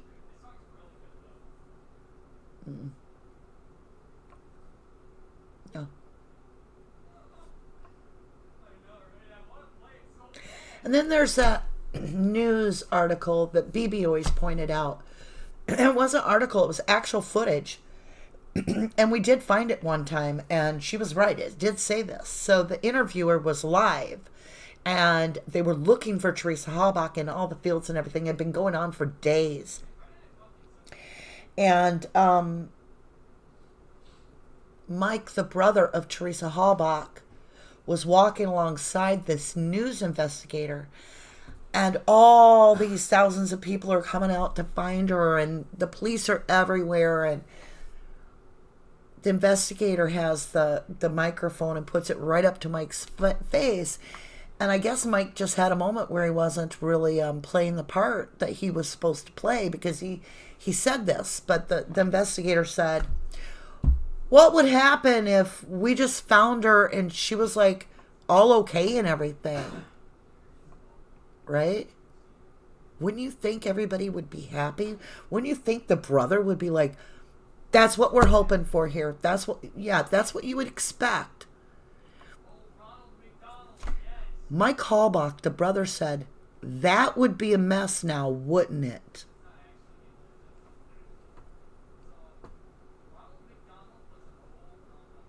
Truth. James Regal, like to know why they did not deer hunt together, for hunting deer alone sucks for safety reasons, and much better chance of getting a deer with two hunters working together. James, it was bow season that day. What really confuses me also is Bobby Dassey was a goose hunter. And he, every day, according to Brendan and other family members, said he did hunt with Mike Osmondson, his best friend, almost every day. Almost every day. But this is the one day on October 31st that Bobby Dassey claims his first time ever bow hunting. Ever. And they found an arrow on Cuss Road. Lulu Justice says on November 11th, Mike Halbach said there was no sign of foul play. November 11th. No sign of foul play.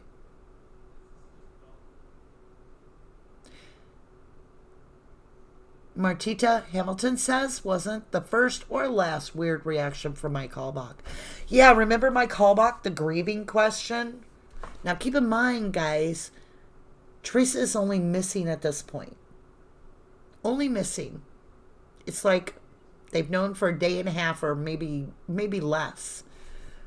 Remember, the Halbachs reported it on the 3rd of November, and I believe this is on the 4th. Aw, thank you, fair witness. Thank you for keeping us in the loop on this. Love you, Ducky. I love you too. They gave me $20. I appreciate that. Okay. Yes, John. Soapcack. Yes. I would not tell you he didn't. He did say that. I've heard it. BB found the footage. I watched it. He's walking down the field, and that's what was said. Yeah. So, something else, though, like I said, and you may have seen this footage, but there's a lot of new people here, so I want to make sure people know. So, Mike was being interviewed by a news broadcast in his own home. At his I shouldn't say his home. He may have lived somewhere else, but his parents' home. And Teresa's simply missing. We're on day 4 or 5. He was losing hope, you know. Oh, I'm not trying to make fun of him, but damn it. He repeated that he may have to grieve for a couple days or a week or a month or something. I may grieve for a couple days if I find she's missing. You might grieve for a couple days if you never see your sister again? What the hell is that?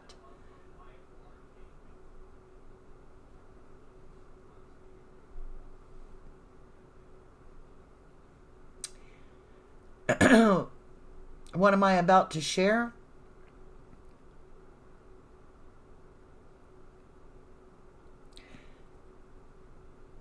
Carmen Botwell was a very important person to this case, in my opinion. Carmen Botwell was a woman that was related to Teresa through her father's side of the family. No mitochondrial DNA connection. Father. Didn't matter. Same height. Exactly. Same weight. Exactly. Same body frame.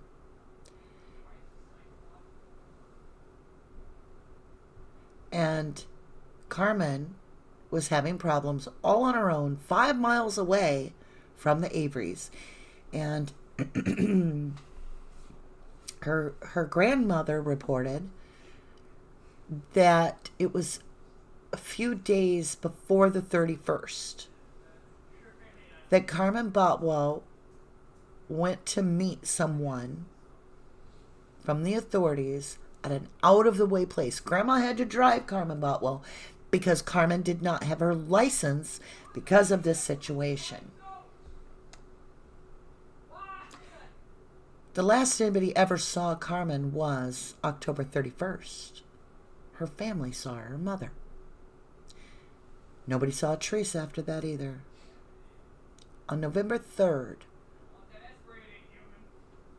Carmen Botwell was found in her apartment, slumped over by the stereo, holding something in her hand. And this came from very, very close personal family friends that know this case and told me themselves. Carmen Botwell, the family and friends reported to me she was holding a cherry Pepsi.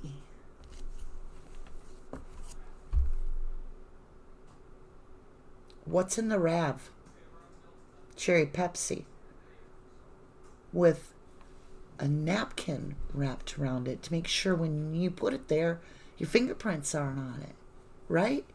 The cherry Pepsi is important because it's used to triangulate Teresa Halbach's DNA. Another cherry Pepsi story is it was seen there were cherry Pepsi sitting on the German wife's house where the RAV4 supposedly was sighted near that area.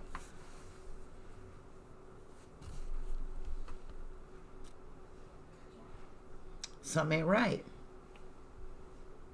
Christine Rudy case. Think about it. You have the same person identifying bones, Eisenberg, anthropologist, who won't lock in that they're human bones for Teresa Halbach. Refuses to lock in. Why? Because they done put her through the ringer because she didn't know what she was talking about in the Christine Rudy case. She swore up and down those were human bones. Turned out to be baby bird bones. So excuse me if I can't take Eisenberg. I can't even call her a doctor. They found the fetus intact in the Christine Rudy case. Eisenberg swore in a court of law that that was the fetus cut out. She couldn't tell the difference between baby bird bones and human bones. All you got to do is put some beetles on it. The beetles tell you if it's human bones or not. Yeah, Kine says it was methadone.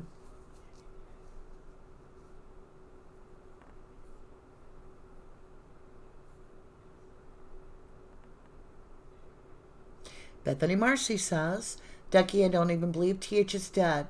I think she is living under another name. Why is her Social Security still active? It doesn't make sense at all. Bethany, I can't disagree with you. There's no way to prove that she is dead. You are right. All we have is a handshake between two lawyers. One of them being King Kratz and the other one just accepting at face value that we're not going to question where you got that DNA test from.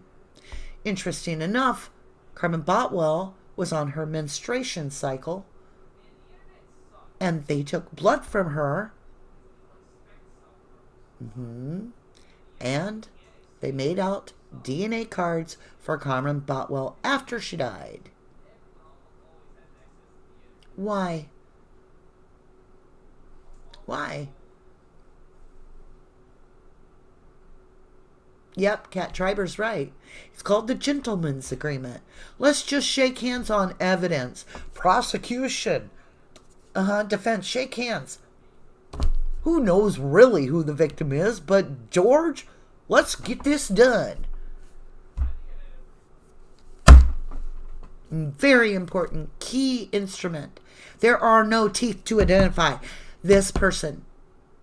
We don't have a body to go by. All we have is a pap smear. That's it. Why in the hell can't we know which hospital it came from? Why doesn't the pap smear have medical documentation with the identification of the pap smear?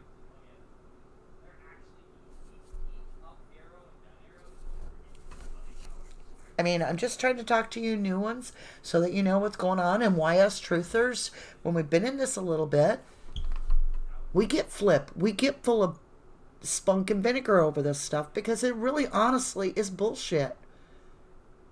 It was a political hit. That's my fair opinion. And I stand by it. It was a political hit on Stephen. Tactical.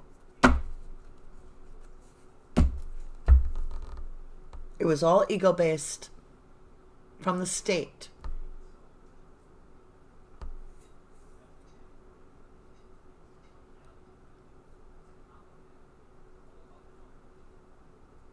Kat Triber says, I think they could have used Carmen's bones, implanted them, but won't ever know that for sure as the bones are gone, no longer in evidence. Norm Gone gave them away too.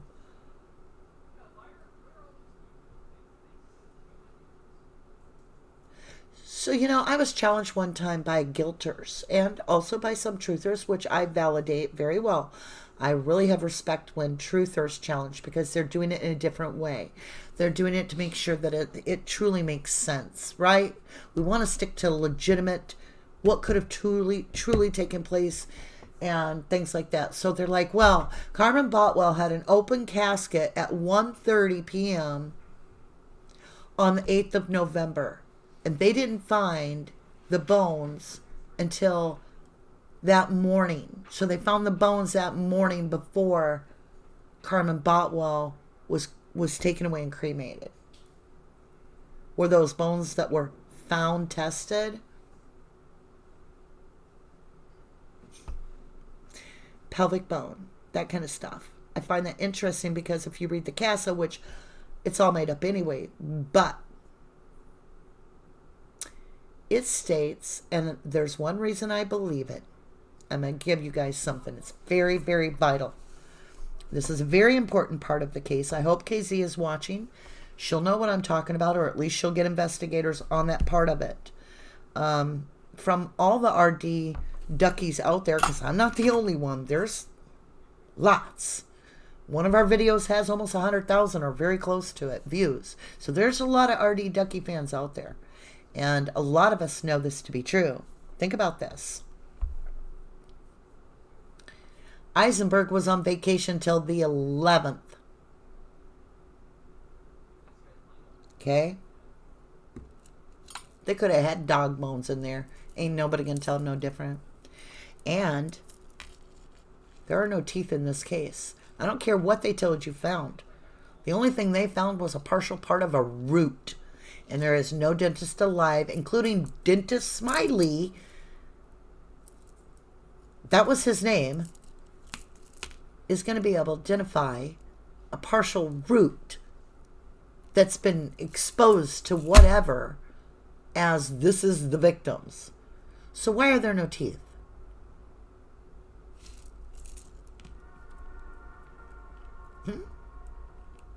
I mean, that's the only thing left in the forest fires is the teeth. So certainly they're going to still be there, right? No.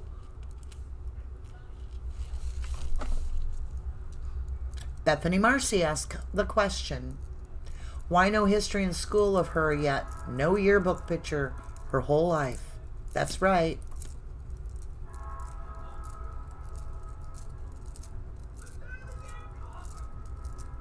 Okay. Why don't you think about something else? Carmen Botwell wore glasses. Have you ever seen a picture with Teresa in glasses? Yet they found glasses that they said were Teresa Halbach's, and they claimed later that Teresa Halbach wore glasses. It was only after on the internet we made a big stink in a whole bunch of videos about glasses unidentified being found at the end of Dassey's driveway. That all of a sudden the FOIA brought out the first sheet of a little stack of papers that identified those glasses as Teresa Halbach's now magically. It was like on the internet we would come up with questions and pinpoint something, and then somebody would FOIA some random thing about the RAV or something, and all of a sudden we'd get paperwork about Teresa's glasses because we talked about it. There was an article, Carmen Botwell's mother, Judy Botwell, thanked personally the Manitowoc Sheriff's Department for handling her daughter's cremation. Handling it. Since when do sheriffs even care and get involved?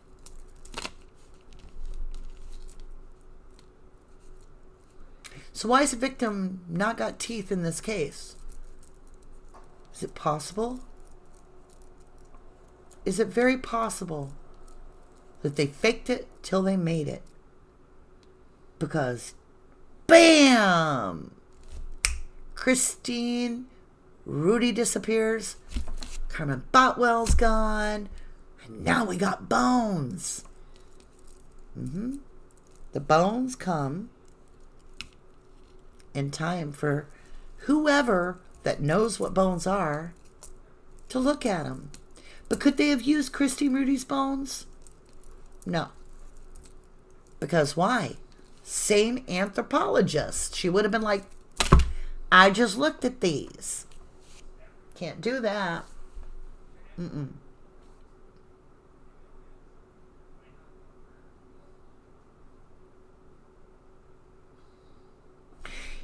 You guys, is it possible that they just shot this girl in the head as a political hit out there on 147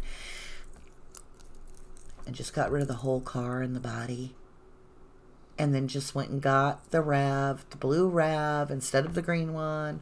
Just a random one that's already been in an accident with its dashboard pulled, all that. Before they crushed and burnt the green RAV, they just pulled the side panels out and put them in the messed up RAV, and then said, hey, Bobby Boo. You're going to be pushing this up there, or we're going to pin this on you.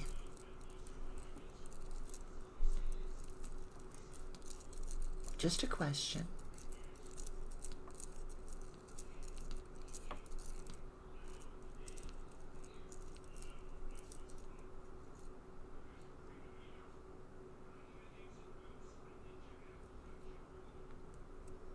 Yeah.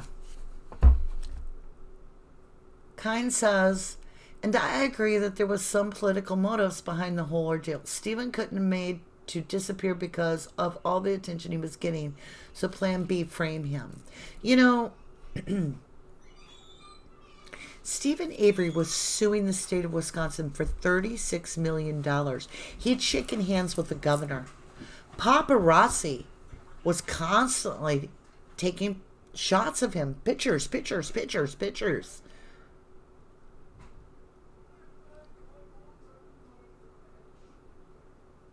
What if he would have been being watched that night? He was on the phone almost all night trying to get Jody to the AA meeting, which she was denied to go to for no reason. Do you want to know who was the bailiff at that time? The future sheriff that's going to take over this sheriff's position. Whatever. Why did they need the police battery? That's such a good question.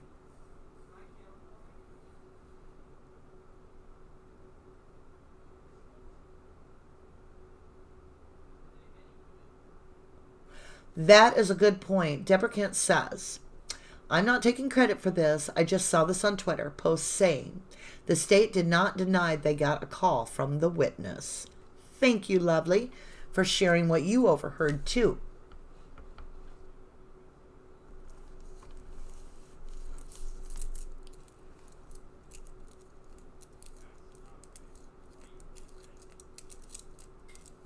Fair Witness says, I still think Ryan did it because he was the jilted ex. John Sopik says, Lulu, I'm sorry I don't see it, but I believe you and Rubberducky.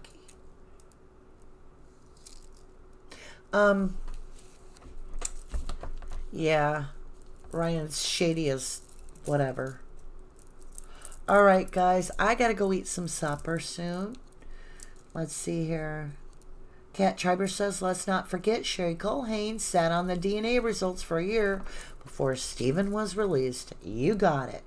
Let's not forget the RAV was locked up, so nobody could get in it until, it shows up 2.5 hours late on a 3-hour drive to the crime lab. I kid you not. And magic wand. The RAV door is open on the driver's side. Ta-da!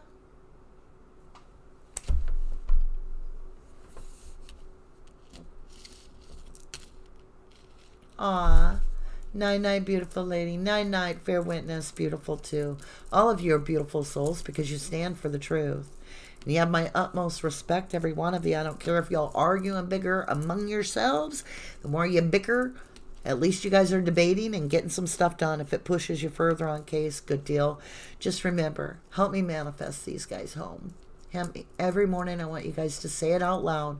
Stephen, Avery, and Brendan Dassey have been served justice, and they are home. They are home. They are home. Our guys are home. We've already won. We've already got it.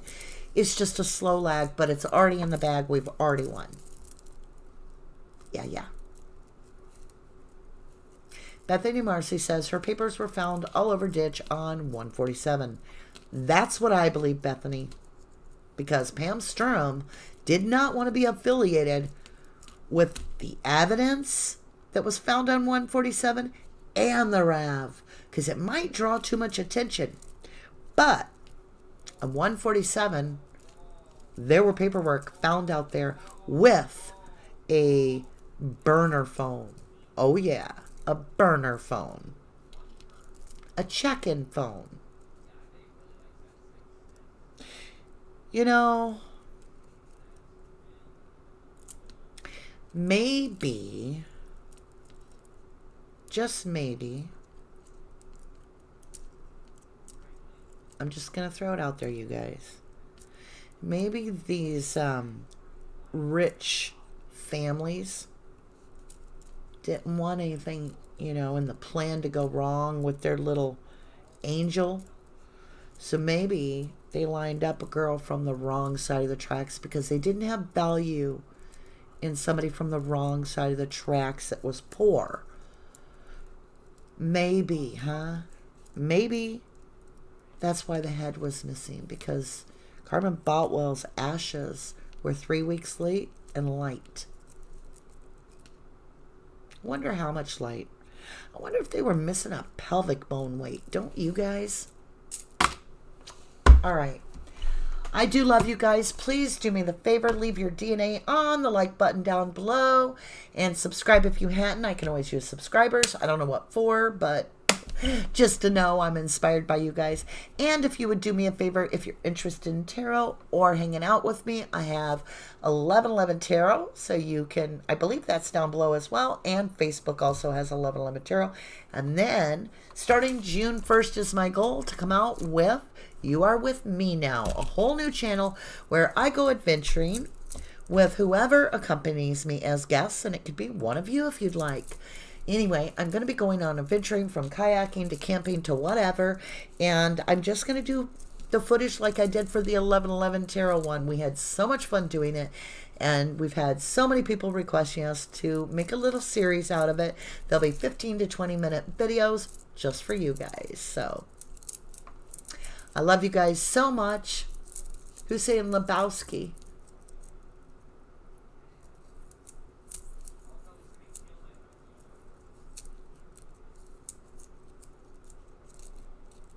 Oh my God, Bethany. Bethany asked, I wonder if they showed a picture of CB to SA if he would finger her as TH. Who knows? I love you, Lulu. I love you all very much. I wish you all well. I wish you all happiness. And I wish I would see you over on my other channel. So if you want to support me on the other channel, hit the like button over there and subscribe. That would greatly appreciate it. I've been over there forever. I've got like 460 very, very valuable subscribers. But I could always use more. I love you guys to the moon and back. I will be back on here in a few days when I'm not ranting and raving and carrying on because of the state of Wisconsin. Just remember, we have the appellate court coming. They're the one that make the decisions.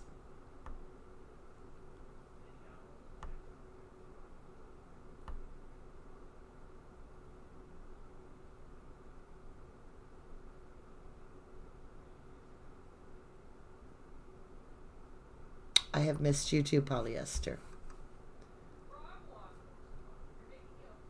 Oh, post it again? I think it's in the description, lovely. I think it's all in the description. I hope it is. You can look up at 1111 underscore tarot. That'll usually take you, or just 1111 dash tarot should take you to me. It is uplifting to me because I feel like people give it a chance and then they find out that, you know, it's about spiritual work and staying true to the truth of who you are is what my channel's about. Being authentic. All right. Mercury, you go get some rest. We're sending healing energy to you. I love you, Mercury. I love you all. Take care. If you didn't do the crime, you sure the hell shouldn't be doing the time.